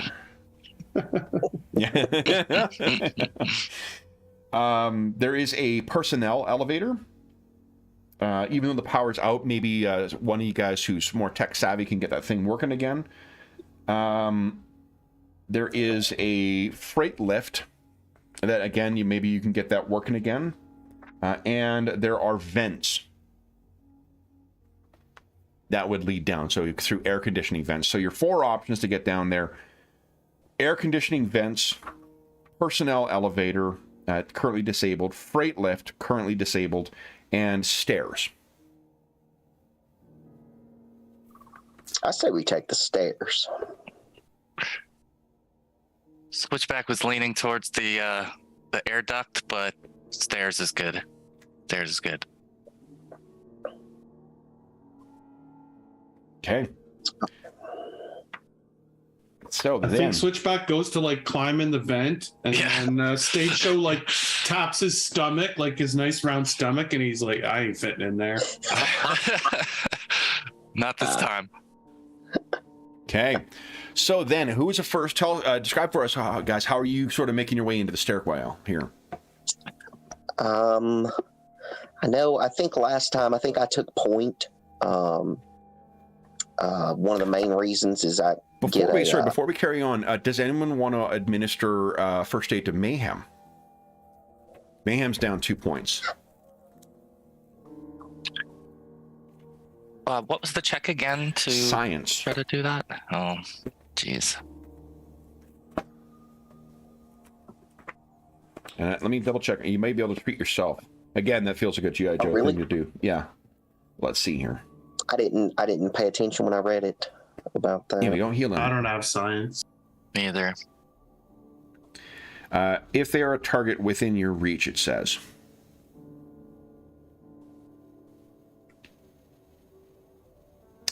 Restoring hit requires a standard kit of the appropriate specialization. For example, restoring health to a living creature requires a med kit. I'm assuming there are med kits on the wall in the hangar. Someone's got to have some kind of emergency station in here. Yeah. Yeah. So then, I don't see anything saying you can't do it. So I think you could treat yourself. Okay. If you'd like. Let's see here. And you want to go for 1 health, 2 health, 3 health, blue health. Fox in socks on box on Nox. The difficulty is 5 plus 5 times the number of health you want to restore. You going for 1? Yeah. Okay. Wait a minute. And you could have done this while I was lashing him up. Yeah, definitely. You would only spend another round. Yeah. So give us a... I fumble fingers. No. It's like unrecognized command. Oh my god. Fortunately, it's not a... But you did roll a 1, which means you could re-roll... Oh, it's a D2, though. Yeah, it's on D2. Yeah. All right, so I mean, they got you good. You do manage to bundle yourself up. You apply some first aid and whatnot. But boy, like, those things hit hard. Those drones. So That's gonna leave the park. then back to the scene. So you make your way over to the. I'm picturing there's kind of like a heavy steel door that leads down into this thing. The kind of thing that would like kind of serve as a blast door in the event something went wrong in the hangar. Pull it open. And Mayhem, it's also pitch black in here once again. So you guys have your flashlights on, either like the ones that are on the kind of shoulder thing or ones on the end of your rifle or perhaps both. So you quick activate that stuff. Mayhem, you get in there, take a peek down. It looks like it's going to be 6 flights of stairs down. But as you peek over...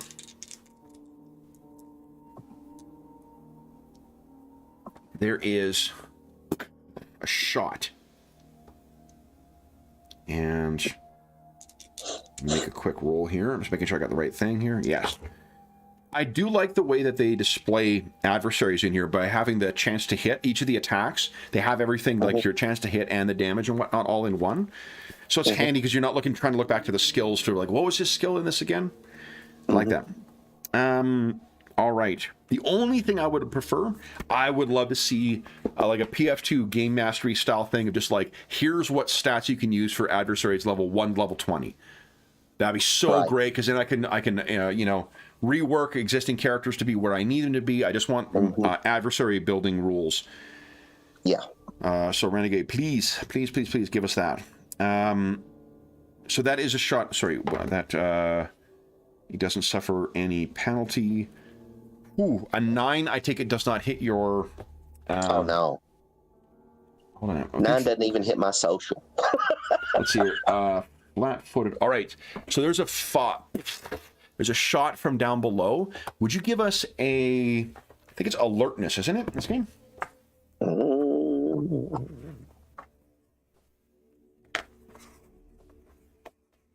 Go.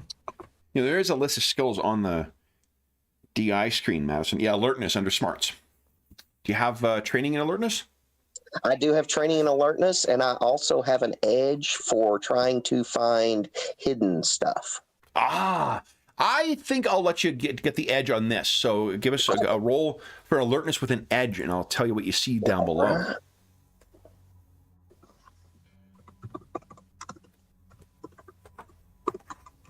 Oh, how about I go back to the results table?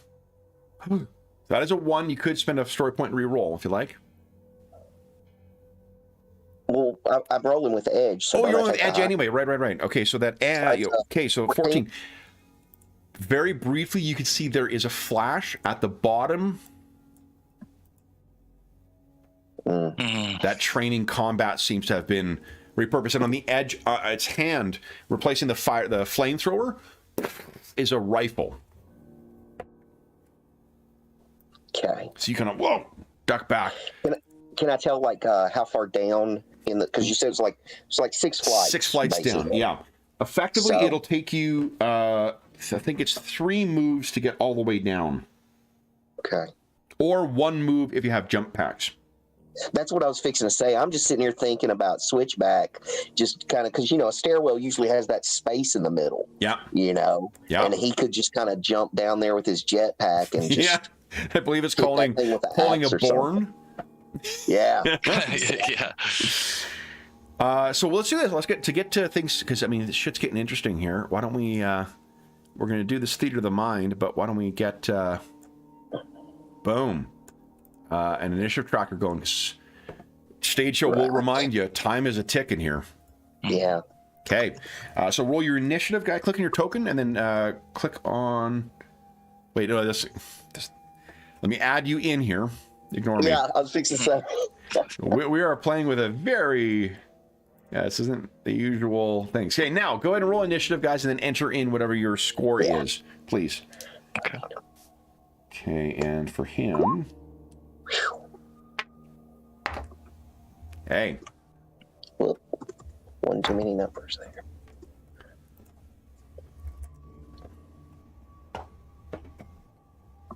Do we just roll the initiative number, or do we roll 1d20 plus the Always initiative 1d20 plus.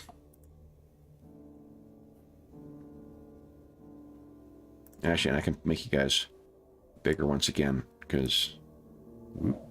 I'm huge. Yeah, there you go. We're doing theater of the mind. We don't need to have teeny tiny. Nice, Jeff. That was... Oh, nice job, yeah. Wow. Okay. And switch back. Nice. Okay. Go ahead and enter your scores, guys. All righty. I'll get rid of your prisoner. Stage show, you enter your score in initiative 2. There you go. Perfect. Okay. Stage show. So this is start of the first round. So Mayhem, you've gone in there. Something shot at you. You duck back. Now they have their ready to action.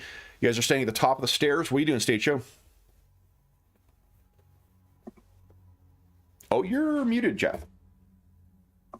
Yes. That's right. I muted myself.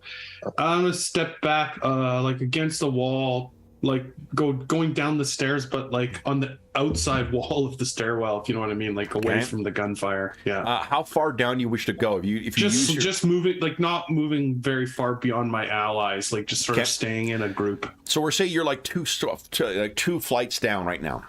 Yeah. That'd be 1 action of the 3 needed to get all the way down. Mayhem, what are you doing? Let's see here. Mayhem is actually probably gonna move as far as he possibly can. Okay. Yeah. So, That'd be 2 flights down then. yeah. Oh, not 2 flights. 2 moves, so it'd be 4 flights down. So, Stage Show, you're making your way down. Mayhem, are you making any effort to try and remain? I guess it's not that hard to not leave yourself open to being shot. Yeah. I think the big thing in his mind is speed. Okay. Is using that mainly as his evasion. Is really he's just. I mean, he's hurdling steps. Okay. Yep. Love it. So you leaping down past Stage Show, you see Mayhem just races past you. Then it is this thing's turn. He hears you guys kind of like bang, bang, making your way down. You hear as something is detached, as something else is attached. And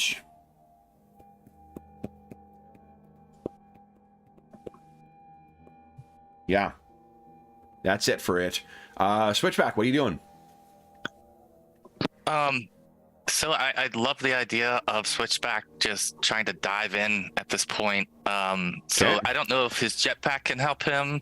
Maybe Yeah, actually, fast you can forward down leap the over. steps. It means it's one move action to get you to the bottom. So you leap over the side, you fall down 6 flights of stairs, activate your thing at the last second, and you land in front of this bat.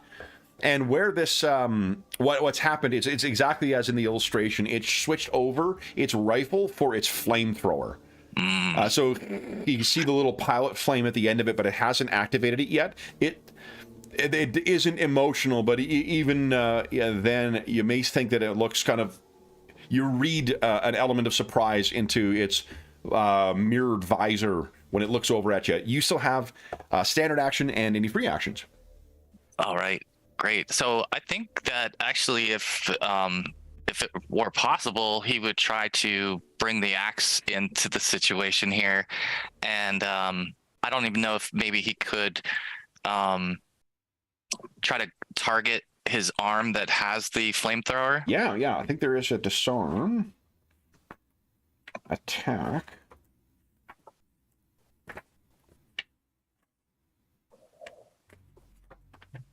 Let's see here.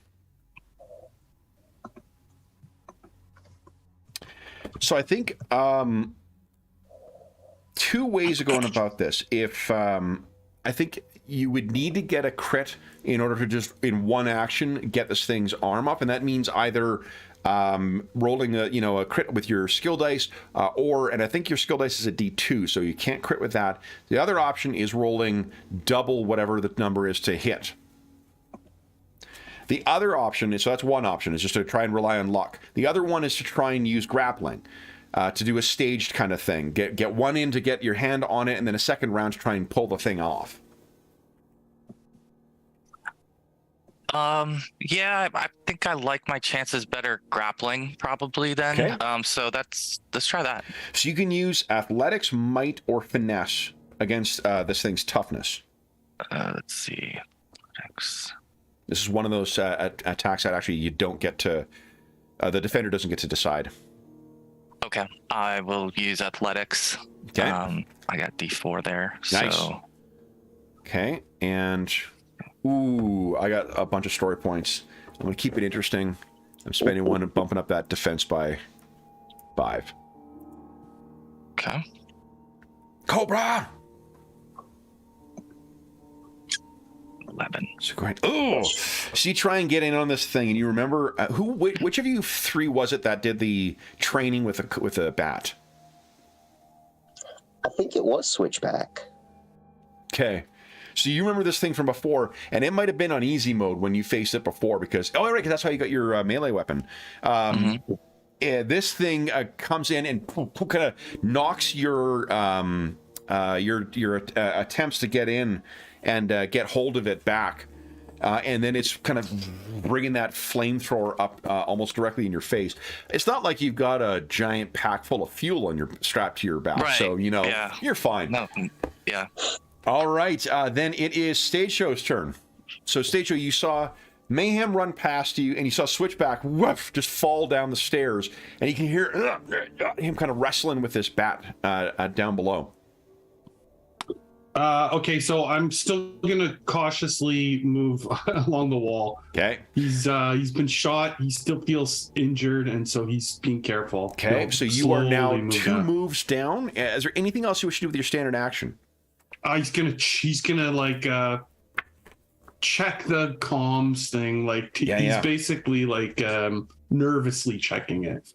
Hack commenced. Oh, And it looks like about 25% of it has been completed thus far. yeah, we gotta move! He yells. Okay. Yeah. As he slowly goes As he slowly creeps down the steps. Hey, Dragon. hey, Do as I say, not as I do. Mayhem, you could spend the last move to get down to the main level here. Yeah, that's what he's gonna do. Okay, so you're down at the main level, and you can see that Switchback has been. It looks like he's been trying to grapple with this the bat, and it's knocked him back, and it seems to be bringing that flamethrower to bear. Yeah, we're gonna shoot him in the face. Okay. All right, come on. So he aims, so I get a bonus there. It's his free action. Oh! Ooh! Only it had been a success. Yeah, that would have been a crit on a success. So you fire, unfortunately, it goes a little wild. Then it is this thing. Can I spend a story point to re-roll that d20? You can't. That's one of the things. Only if you roll a 1 do you get a chance to re-roll in it. Okay, Yeah, just making sure. Unless you know what? Hold on. Let me make sure. Let me just make doubly sure here. I will double check the errata because there is. I'll make sure that it has not been changed. I don't think so, but let's just take a moment. I groused about the errata before, but it's really not that bad. There's one pretty egregious typo in it, but like, you know, early studio, one of its first products. What are you gonna do? The rest of the book is quite good, and the errata is more guidance than it is anything else. Let's see here. Yeah, I'm looking through my PDF history, and all I'm seeing is just a shit ton of stuff with a bunch of Golden Age heroes. I don't know what that's about. Okay, let's see here. GI Joe, GI Joe.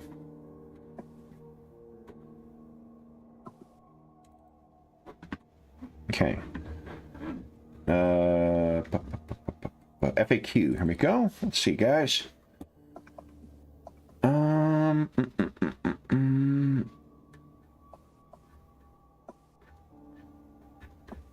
Yeah, I don't see anything here. I did a search of the manual for the word story. Getting a lot of hits, but failing. Yeah, I don't. Unfortunately, I don't see. I don't think you can, Kevin. No, it's only on the one. All right, so unfortunately, you get down there, that goes off. However, now this thing is. Let me see here. I got a new weapon trait. Cone.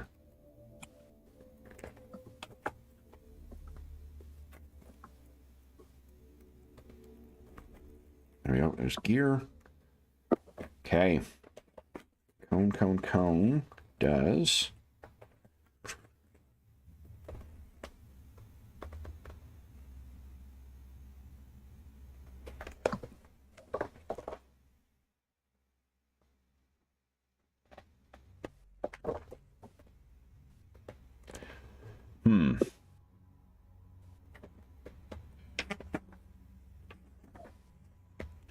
It's a weapon upgrade. Sorry, I can't find it. The trait doesn't show up here, so I wonder if it is a weapon upgrade instead. Nope. So that's another.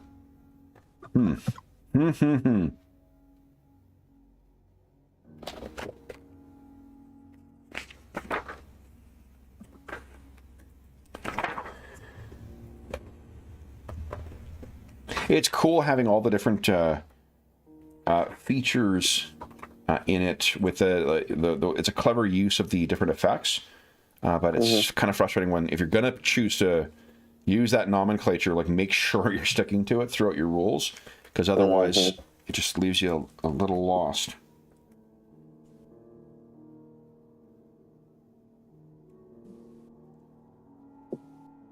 Okay, so then I think what this is, I'm going to treat it like an area effect. And unless there's something in combat about avoiding area effects, I think you guys...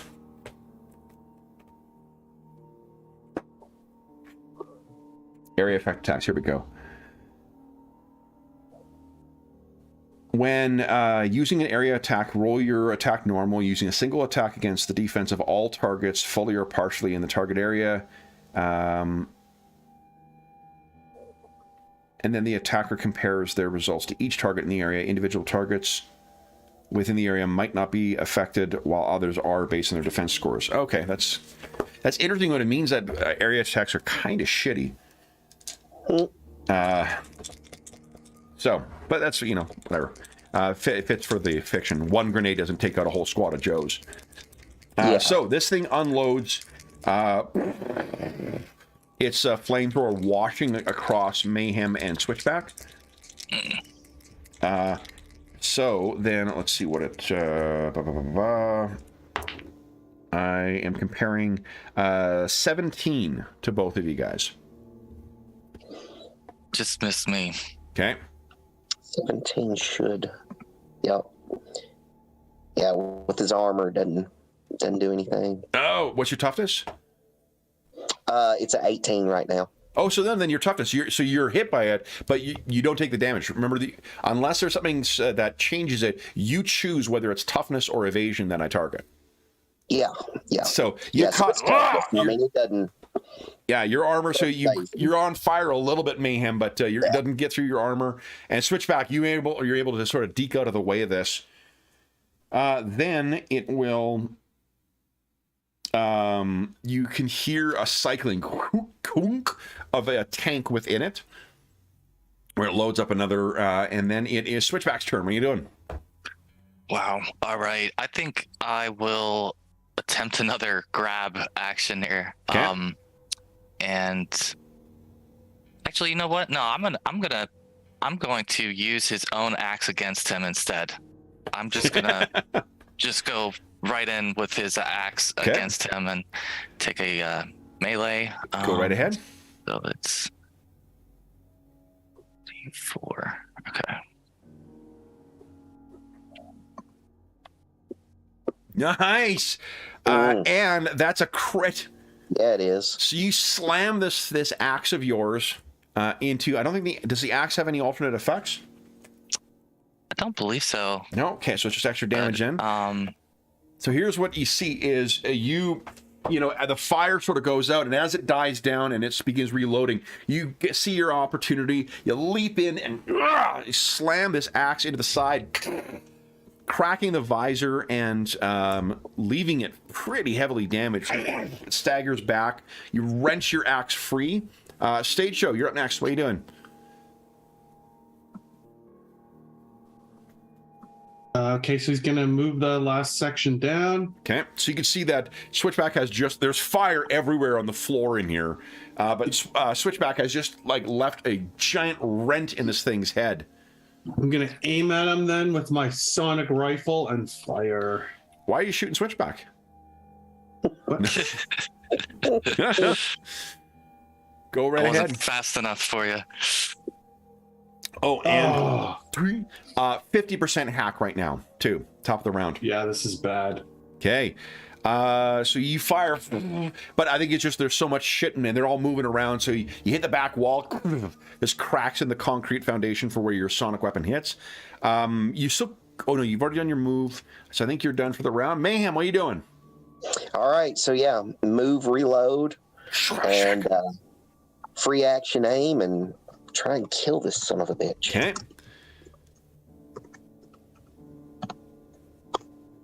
Nice! And there's another critical hit. What does it look like as you take this bat out? Oh yeah, he's Mayhem's pissed, he just lays that thing right up its head. Bam, pulls the trigger. Nice. So right in that hole left by Mayhem. This thing staggers back, slumps against the wall, and then slides down. Okay, then let's see here. You guys are on the comms level now. Woo! They are still going in here, so hold on. So you arrive at the far end of a curved hallway 60 feet away from comms, which means you would need to spend one round running to get to comms or 2 rounds cautiously making your way there. What are you guys going to do? I mean, I think we got to run. I like the idea of running, and I was thinking that maybe a concussion grenade leading in there might be the time for that. So yeah, if maybe we just cover ground until we're in range to try to deposit a concussion grenade. Okay. I love it. So as you guys are running in, if you're running down, Unfortunately, caution may have been things because not almost, 100% too late. Sideshow, you see out of the corner of your eye, a little red light goes off as you're halfway down the hallway. You're like, wait, no. And there's an explosion. Each of you takes 1 point of damage. Oh, no. And Stage Show is defeated right now. Slammed up against the wall and slides down. Now, he can spend a story point, though, right? No, that was a typo on the screen. Oh, okay. There's my character. Yeah. So you look back, you see Stage Show is once again on the ground. Is this the first damage you've taken? It is. Yeah, my chowder. Yeah, I just got rid of my chowder point. There's a couple salt crackers that came out.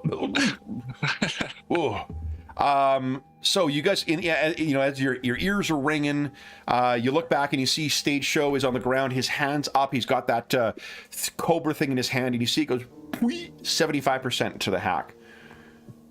What are you guys doing? Are we at the door now? Well, no, because you went off as you were running along. You're 30 feet away from the door, and Stage Show is down. You guys can do first aid? Probably say Mayhem, help him since you're the only one that can, and Switchback may continue forward and try to again get in range where he could get that concussion grenade off. Okay, so you'll run up. Ooh.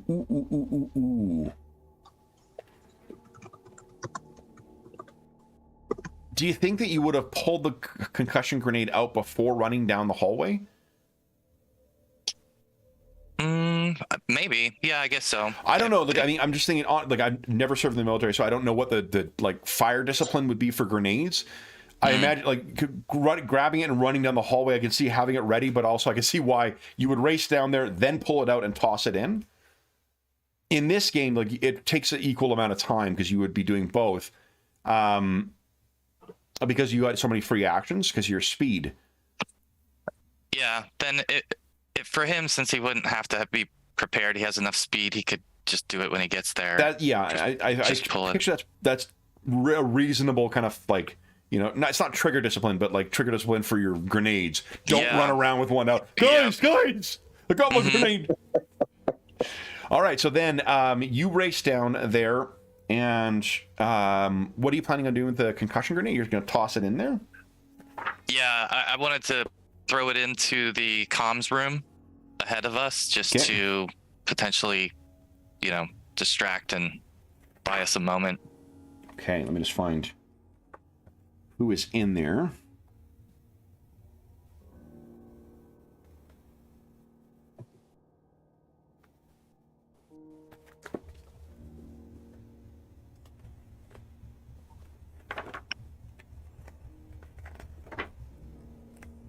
We gotta get Stage Show a better leather jacket armor.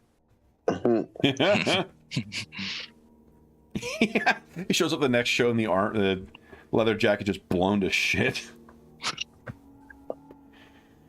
Okay.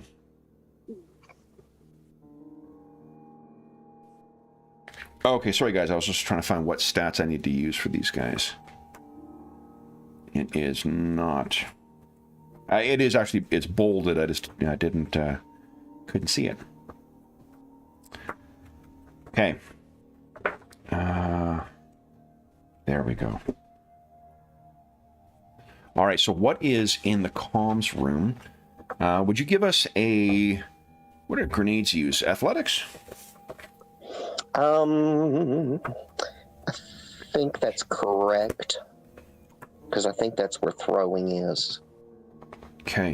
Why don't you give us an athletics check there? So just like the, what do you call it? The flamethrower. You make one attack and apply it to all the defenses. So go ahead, switch back. Okay. All right. And then we'll make your first aid check, Mayhem. Oh, a 1. Yeah, you want to spend a story point to reroll that? Yes. That's potentially a crit if you get a success. Yeah. Yeah. Let's do that. Come. There you go. 24. All right, so you toss it in. I'll tell you what you see as things go off. First, let's just get Mayhem to roll your, what do you call it? Science. Yeah. Yep. I mean, you can't spend a story point to re-roll. That's the upside. Yeah. This is pretty extreme. We got a 1, a 20, a 1. Come on. There you go. At a 19. All right, so Stage Show, you're up. Last thing you remember seeing is that light going off. As you sort of blink back to it and the ringing in your ears is going down, you then hear another bang from further down the hall and you kind of flinch for a second. What's Stage Show feeling like? Oh man, he is not feeling good. I mean, the general direction of the character was a plan to like make some cool tech armor for him, and I think that like this first outing is really the genesis for the idea of like, you know, he probably is, like you said, he's looking at his leather jacket and it's got all these holes in it, and he's like, this ain't good. So give yourself 1 health point back, and then I'll move you guys over to comms. Let me put in comms who you're dealing with too. Well, actually, I have to do, because we're moving things, we need to make another turn order chart. So let me do that. All right. You guys are coming in over there. All right. And.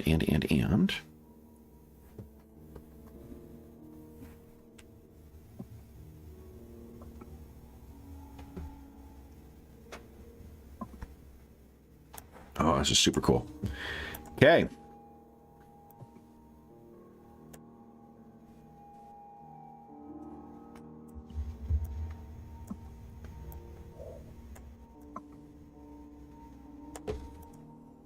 All right, and yeah. Oh, wait, wrong thing.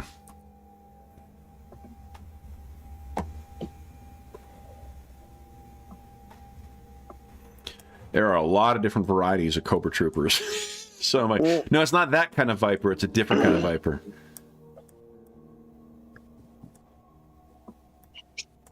Okay. And their health.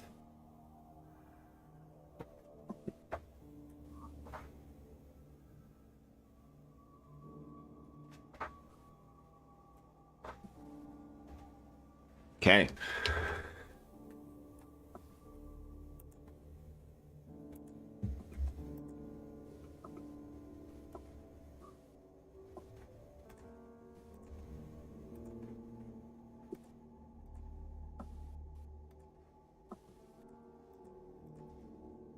There we are. Alrighty. So let me bring you guys in here.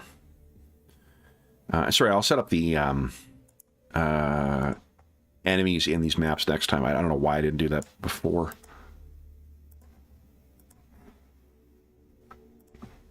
This is what you see as you're heading in. Oh, I can do handouts too.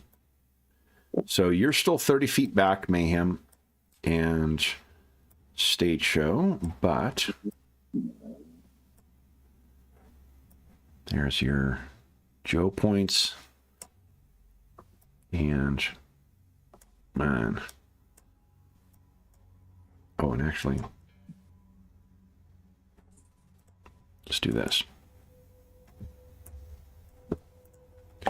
Keep things interesting. All right.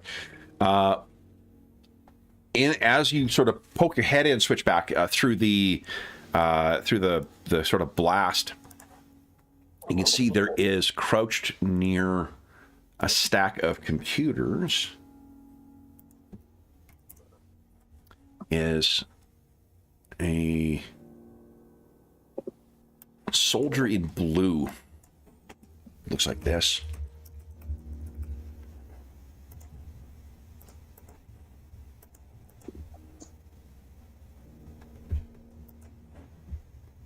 And then behind him, crouched down with something plugged into the computers, is someone who looks like this.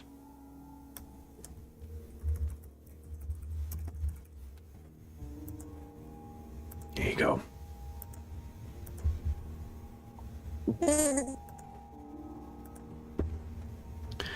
All right, then let me bring you over to the room.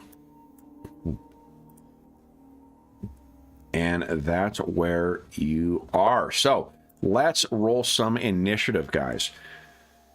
As you're sort of blinking here, you can see the stage show, the thing is about to go to full for the hack. So let me add your tokens in here. You guys can roll initiative, and then you can add in your scores. I'm just gonna roll once for the Cobra. All right. Oops.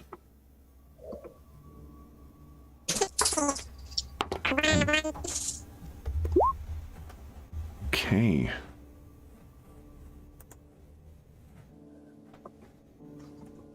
There we go.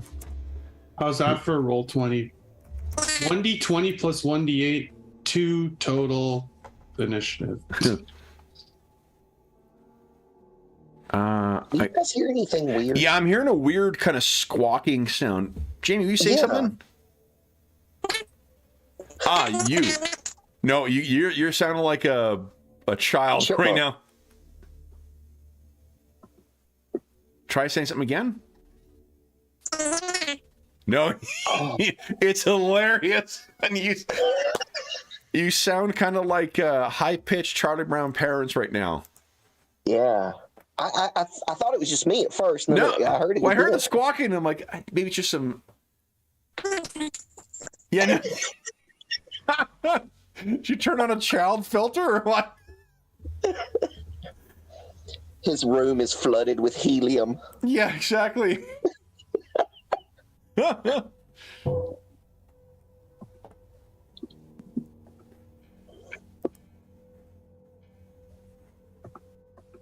mean, I knew your ears were ringing, but... All right. Can you hear me now? Yes! Okay. Yes. That's awesome. What happened? I don't know. I just unplugged it and plugged it back in. Oh. I just have no idea. It was I couldn't really hear funny. what you were hearing, but that's funny. It was pretty great. Okay. Yeah, you have to watch the replay. Definitely. All right, so Mayhem, you can see the door is open, and between past where Switchback is sort of his back against the door there, you can see this Cobra Trooper is bringing up its rifle. So you're up first, 30 feet away from the door. What do you want to do? Oh, yeah, I'm moving in, baby. Okay. We are doing the full move. Okay, so you'd be right at where Switchback is. It's 30 feet to the door. Mm-hmm. Do you want to make a second move to get in the room? Yeah, let's see here. I think what you're seeing here too is I believe these are all stations. Mm-hmm. You know, and then these are stacks of computers. Mm-hmm. So, I don't think that GI Joe would necessarily need you to be that close to their mega computers, but who knows? So yeah, so I'll move past Switchback. Seriously, GI Joe is really a big favor of the open plan office. So, You know, it's a cubicle. yeah. Everyone laughed when he joined the team, but Workflow, the business advisor who joined the GI Joe team, everyone fucking hates him, but he has seen the efficiency advisor, I guess. I'm for sure making that canon in our game to you guys. Workflow's gonna be the one where you guys fail on like what do you call it? Your requisition checks. Well, actually, data shows you really don't need that to succeed in this style of mission, so I'm not sure you're going to have to. Okay. All right, so you race in there, Mayhem. I think that's it for you then, right? Yeah, that would be both moves. All right. Then it is the Trooper's turn. Quink. Stage show. As you're sort of getting your bearings and getting back up again, you can see that the hack is complete. Let's see what happens next here. We'll find out in 2 weeks' time. Yeah. We still got plenty of time here. Yeah. Oh, they still need to download the intel, though. So the Joe database has been accessed. Now they are downloading intel. So, first things first here. So there's some neat stuff they can do in this room.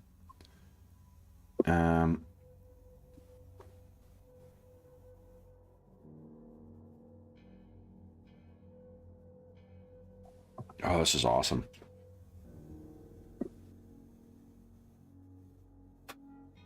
Okay. So first up we got, I'm telling them. First up is, all right. I don't mean to warn you guys or worry you guys, but I think Anna's on the side of Cobra here. All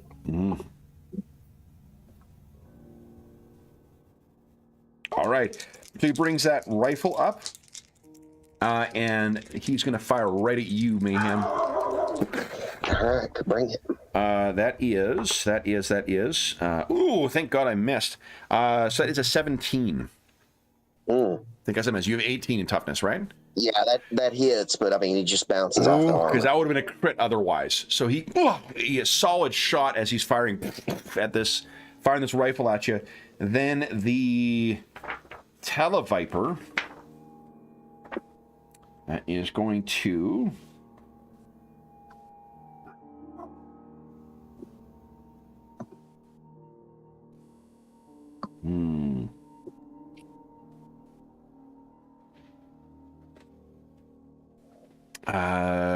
get the hack. Oh, can she speed up the hack? Yeah, let's do that. We use her things, and she's specialized in comms, so let's roll this 2. Here we go. Oh boy. Okay, so that's a 22. What you're seeing, stage show, is it goes. It is 40% done right now. The download. Then it is Switchback's turn. What are you doing, Switchback? So do I do anything with the concussion grenade this turn, or was last round you tossed one in, it went off, but yeah, they had a lot of cover, and I spent story points to boost their defenses. Okay, gotcha. Let's see. So all right, then he is going to produce his rifle and aim at the nearest one. Okay, the trooper. Yep. Go right ahead. Want that here. Let's see.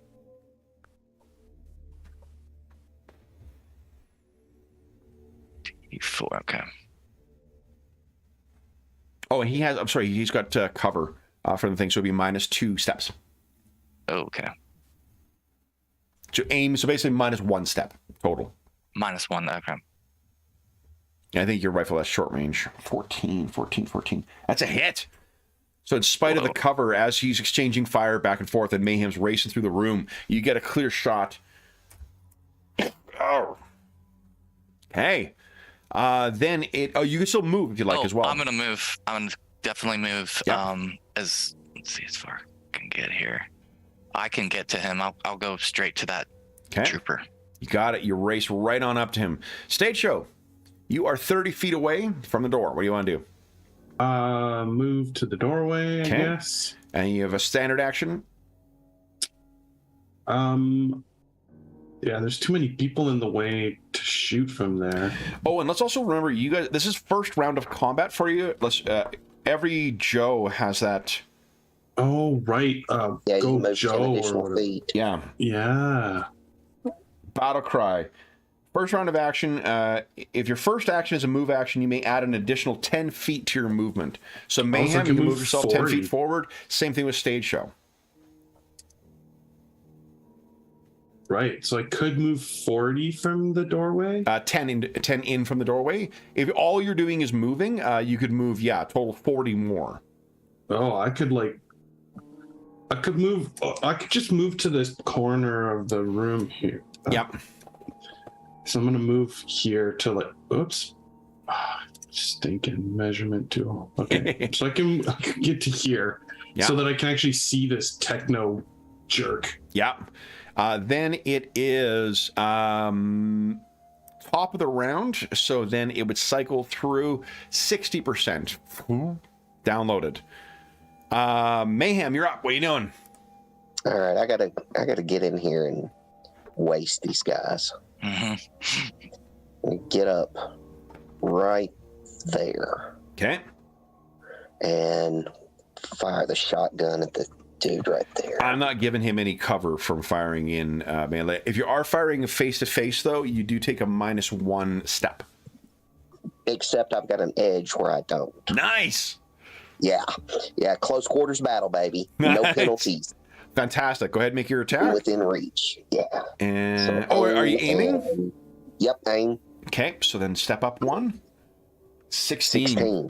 Yep. Okay. It's 1 sharp. And then it is Cobra's turn. All right, she looks over and sees what is going down. Stage show, would you give us? Well, actually, maybe see if she succeeds first. I am going to spend a story point to.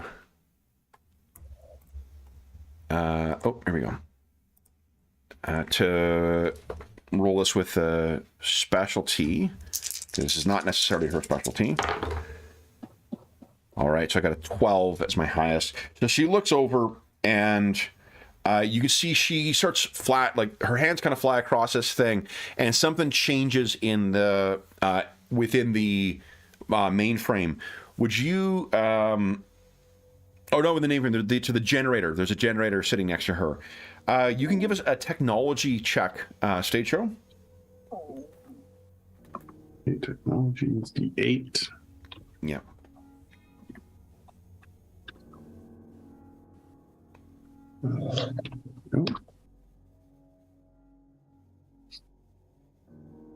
Hey, Kevin. Yeah. Quick question: Would that attack roll have hit her as well? The 16. 16. I don't think so. No. Okay, then it's a moot point. Don't worry about it. The shotgun can hit. Oh no, it would have hurt. Yeah, it would hit her too. Oh, okay. Then she should take 1 sharp as well. Why is that? Because it's a shotgun. It fires a cone. But how long is a cone though? Yeah, I'm gonna read it, and you tell me what you think. Yeah. Where is it? I had it right here. Multiple targets. 2 in a 15-foot cone. So no, that's an alternate ability. Remember, there's the standard ability, and then you can use a separate thing. Unless shotguns always do that. Hold on. Look. Let me go back and look at that because usually there's a standard damage, and then there's usually an alternate thing. Maybe that's. Now it's under the effects, but I don't know if that's an errata or not. It's not under alternate effects. Oh no. Yeah. Though you're absolutely right. So the 2 in 15 feet. I don't think she's close enough though. Okay. Because look from where you are, it's 3 squares away. Doesn't quite get to her. Right. So, but yes, it absolutely would work that way in future. So I want to make sure. Yeah, but no, that you're absolutely right. That would have worked that way. I would have done the exact same thing we did with the area effect stuff. Make your attack roll apply to everybody. Yeah, so you would have to be a little bit closer to get her in that. In fact, if you would position yourself, because I think you had the movement there, that likely would have been enough to get her and then part of the mainframe in there. So I'll tick off 1 more damage, and it would have given her the extra impetus to get this thing going. She's down right now, incidentally, Switchback, because of your concussion grenade. Oh, that was okay. You did some damage to her initially, but Stage Show. So you did roll well enough. You can see she has just sent that generator to explode. So she has gone, and then the trooper. All right, he did not like getting hit there, so he is going to draw a combat knife out and try and stab you, Mayhem. And yeah, okay. Here we go. swings at you. Oh, I got a 20 on my attack roll, and that's a crit. If oh no, he's got a, sorry, that's not right. I got an 18, which is a hit, but it's not a crit because it's a D2. So you take 1 point of damage. He kind of managed to find a chink in your armor. Oh, and gets you. Then it is Switchback's turn. What are you doing, Switchback? Oh, I think at the sight of that, he's going to switch to the axe. Nice. And, let's try to take a shot here. Okay. So you get that. Yeah, you're. I'm assuming you've got like a strap that your gun just hangs on. So that drops down. Get your axe up and go right ahead. All right. Yeah. Schwack. And what does it look like as you take this guy down? Oh, I mean, I think he just stabbed Mayhem, and as he was pulling the blade out, this axe came right down through his arm, maybe, and whacked it off, and dropped him. He's down on the ground. Then it is. Oh, and she actually would have had a chance to, after her action, to move. Yeah, so she's racing down the stacks, trying to get away. Stage Show, what are you doing?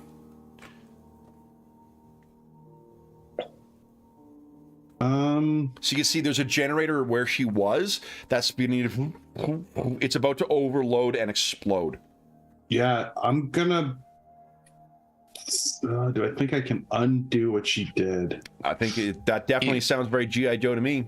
I'm gonna move in and Okay. try to stop the explosion. Okay, so this will be either infiltration or technology. Same difficulty number for either.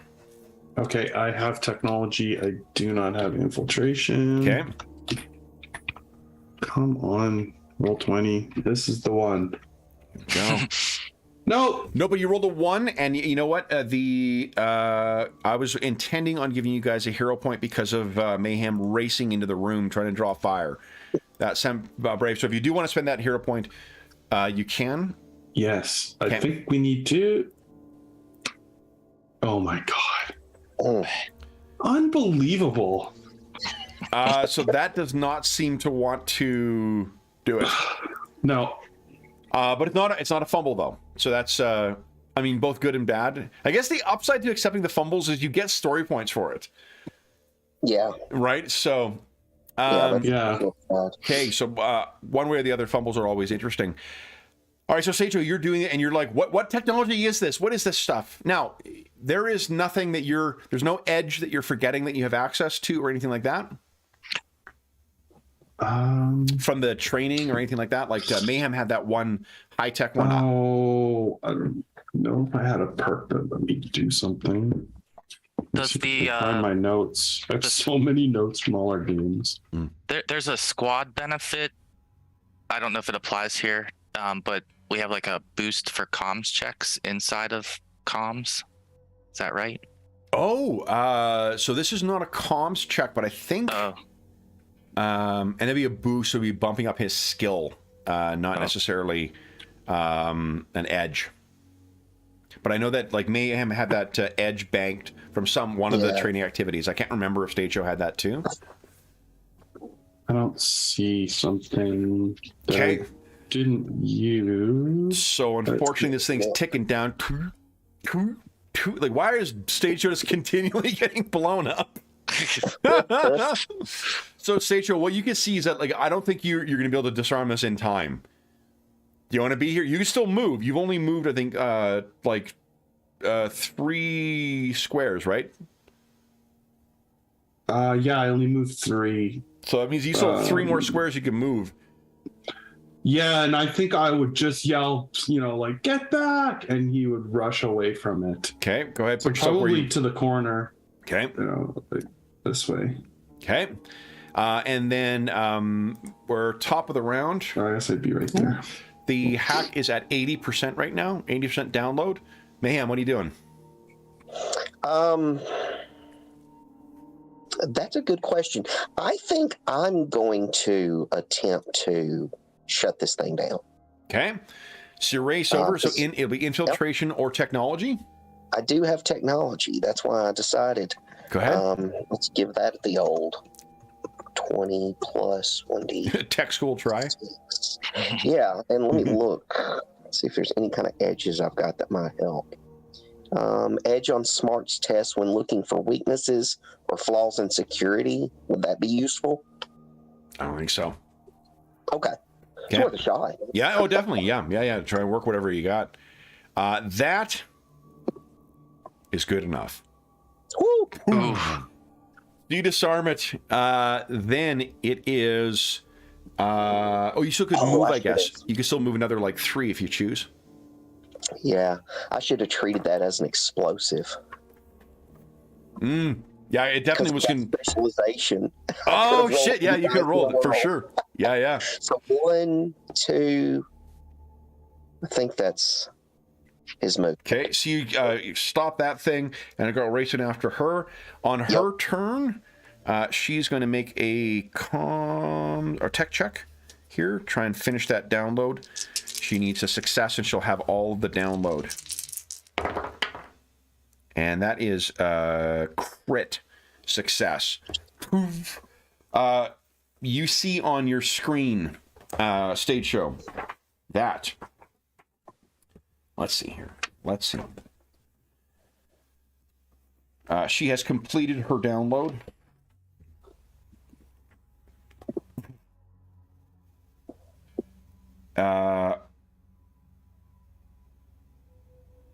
There is a task that flashes up that says something about generator, and then it crosses out in red, and then whoop, exfil to motor pool. And then on her movement, she races 6 forward. She is racing to get away and get to the motor pool to escape with GI Joe's intel. Then, guys, it brings us to the end of our episode. So, Oh man. with her racing towards the exit. Now, before, so we'll be back next time. This is now session 3 of 2 of actually playing the game, guys. How are we feeling about the game so far? I really like it. I mean, I'm gonna be honest. I mean, of course, I'm a sucker for military and stuff like that. I mean, I like D&D and I play D&D, but something like this is good. It's a change of pace. So, and I love the character that I made, and I like the other characters I'm playing with. I think the other characters are neat. Yeah. So. Yeah, I love this crew. I'm excited for the fact that like we know what we need to do to get better too, so we can make some adjustments. But it was nice to have all the different skill checks and things come into play today. So it's a lot of fun. I mean, and we're still learning. We're still figuring some things out, but I think we're getting a little bit better. It's pretty smooth. Jeff, what do you? Yeah, it's playing out pretty good. I like it. I'm seeing there's good emergent gameplay for like the direction I think that we're trying to take our Joes. Like you can sort of see our shortcomings and how they're playing out, and how we have visions for how our characters are going to play as they level up a bit and become sort of real GI Joes. Mm-hmm. The thing and like the leveling up is going to be awesome, because at the end of this adventure you gain a level. The other thing so first off, I'm interested. That's great to hear. Thank you for that, guys. Because I was interested to hear how you feel that, like, if the combat feels like GI Joe stuff. It's for the DM side. I'm focusing so much on the rules right now that it's not intuitive enough for me. So I don't think I'm quite in the scene as much as I would be with other games I'm more familiar with.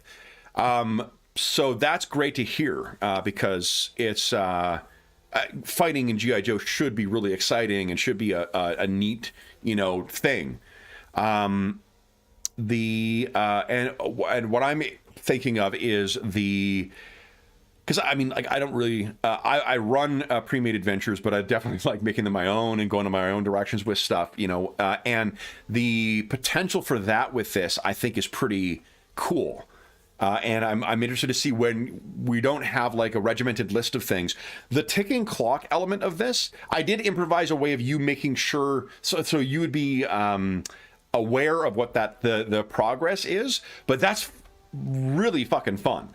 And that's a neat element that I would definitely like to try and incorporate again. Not in every adventure, because that's going to get tedious, but that's a cool, like, spend your time wisely kind of thing, and it's a neat. I couldn't think of another game that we play that would specifically enable that kind of ticking clock element. It seems to fit the GI Joe setting too. You know, there's always urgency. Yeah. Mm-hmm. Yeah, it's good. Yeah. Cool. All right. Well then, guys, I guess before I jump into the outro, any closing thoughts on it after 2 sessions of GI Joe so far?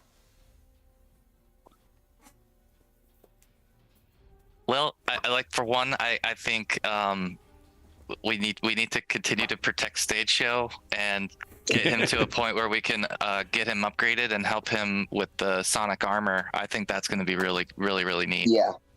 Yeah, definitely. I've got to see if I got to look in the character, see if there's anything. One thing I'd like to look at is there any type of mechanism where I can impose myself in damage? Yeah. So I need to.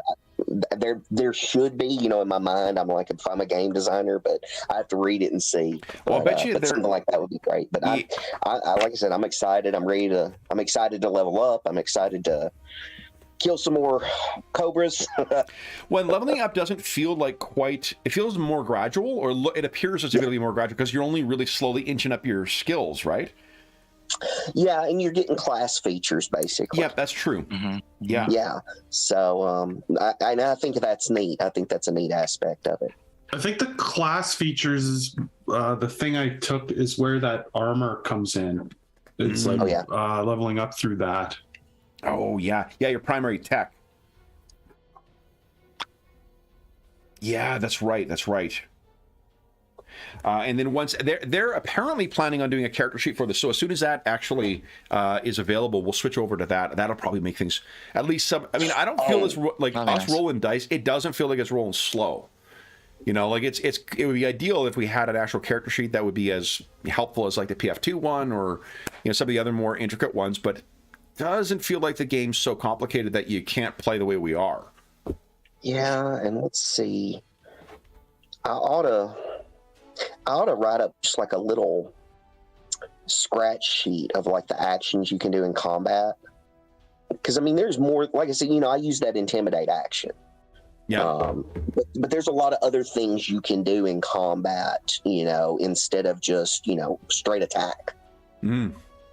So yeah, I think I might write up a little cheat sheet for that. Is it in the combat handout? Oh, see, I looked. Where are my handouts? I can't remember what's in it because there's a GI Joe combat workflow or combat flow chart.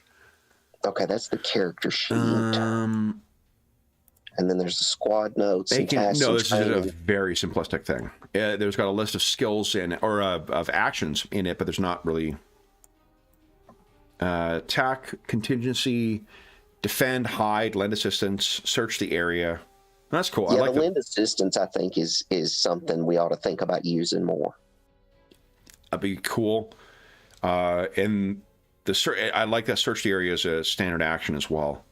Again, in the same way of I really like the seek feat or seek action in PF2. Mm-hmm. Is it cool? Eating or drinking a single item. You can eat a sandwich in this game. I've got this origin benefit here as well that I'm looking forward to using in a future scene. Oh, that's cool. Oh, nice. Yeah.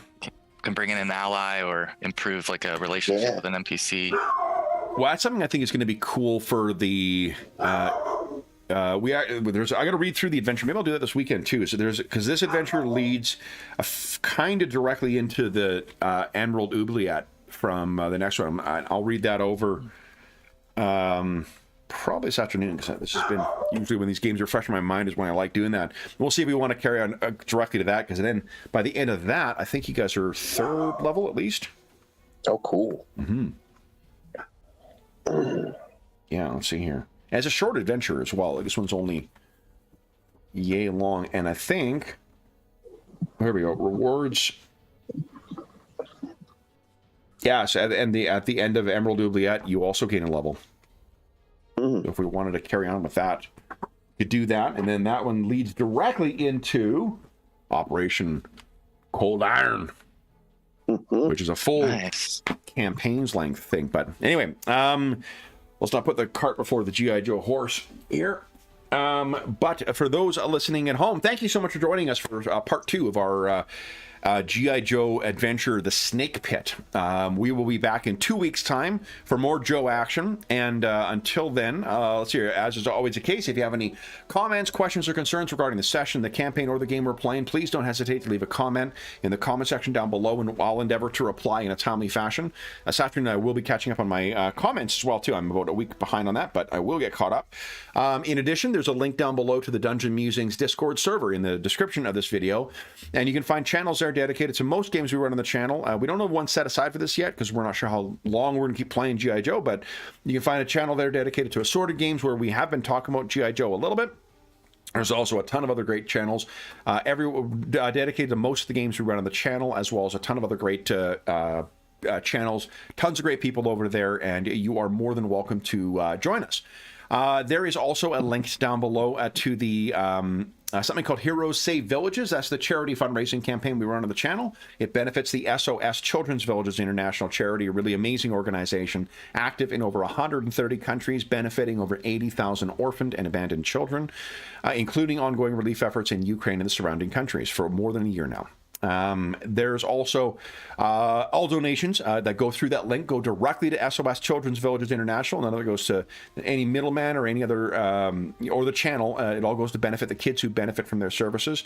And as a small way of saying thank you, we have 2 different ways. One of them is if you donated $10 since January 1st, 2023, you will be able to vote on the Dungeon Musings Discord server for all the elements of our first 3 charity sessions, the whole first half of the year. We are playing a year-long linked campaign called the Year of Ill Omens, and we've had donors set up the first game, which includes like what era it's playing in, what game we're using, what characters we're playing, and we'll be playing that next weekend. So if you do want to help shape what we're playing for this year-long linked campaign, be sure to donate $10 or more through the website or through their the Hero Save Villages campaign. And if you donated $25 or more, then every $25 Canadian gives you 1 chance to win the grand prize or one of the other great prizes in our next charity raffle, which will be at the end of June 2023. And the one prize I know for sure we've got is I have 2 copies of the Degenesis Rebirth set. It is now out of print. You can't get the game from the publisher any longer, but I have 2 copies that I'll be donating for prizes. There's also a prize for to play a game with us. We won't be streaming the game, but we will be recording it, and there's a bunch of roster players who have agreed to play a charity session. So we'll have a charity session playing something. I'll give some options to whoever the winner is for that, and then we'll run it, and you'll have a recording of that whole session. As well as probably the same usual great stuff that we have, some gaming products, some stuff from the Dungeon Musings Redbubble shop, and some other stuff. So lots of great opportunities to win some cool gaming stuff, to potentially play a game with us, and to vote on to shape the channel. If you donate $25, that's more than 10. So you're also going to be able to vote on the first half year of our charity sessions. And most importantly, you also get a chance to win or to help out some kids who could really use some help. There's also a link down below to our friends at Noble Knight Games. Noble Knight Games is the preeminent unionized retailer of hard-to-find and out-of-print RPGs in North America. Not only do they have a wonderful selection of role-playing games, board games, and card games, they have an unmatched selection of hard-to-find and out-of-print RPGs. I was celebrating last night because I did finally get my copy of the Mongoose Conan Pocket Edition. It is finally coming. So my Mongoose Conan collection is almost complete now. If they don't have in stock what you're looking for, then be sure to you can put it on a want list, and they will send you an email when it comes in. Pricing on their products is commensurable with what you get online, but like for instance, they don't mark up things just because it's on a want list. I got my Pocket Edition, which is in great condition, for less than cover price. And the prices on things fluctuate. So if you see, like for instance, I picked up something from an older Ars Magica product.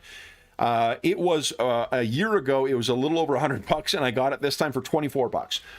Same condition, same product, it just their pricing changes. So it goes with what is necessary. And if you do make a purchase of $10 or more through their website, be sure to enter the code THEMUSE at checkout, and you will save yourself 10% on your purchase. There's also some pretty sweet deals on shipping in the United States, but I live in the wild foreign land of Canada. So I do not get to enjoy the discount on shipping and get to enjoy supporting our government with the duties and taxes that I have to pay on those things coming in. As the last thing I will say is a huge thank you to our Joes. I say this in a lot of games, guys, but like it genuinely, the fucking time flies when we're playing this game. So Jamie, Will, and Jeff, thank you so much for joining me this morning. I really need to also make sure I have some junk cereal available for next time we play, because Saturday morning, nothing goes with Saturday morning GI Joe better than some like, you know, what are you, like Fruity Pebbles or Fruit Loops or some other equally bad for me stuff. Captain Crunch, baby. Captain Crunch, yeah. I cannot handle the fucking tearing the roof of my mouth. It tears you up. Yeah, that shit is not. You need DR1 in order to eat that cereal. Gotta soak for a certain amount of time.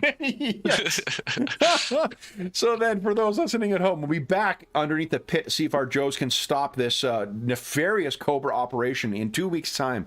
Until then, we hope that we gave you a few hours to take your mind off the troubles of our world and think about the troubles that our Joes are trying to thwart this nefarious Cobra plot. And until we see you again, stay safe, stay healthy, and happy gaming.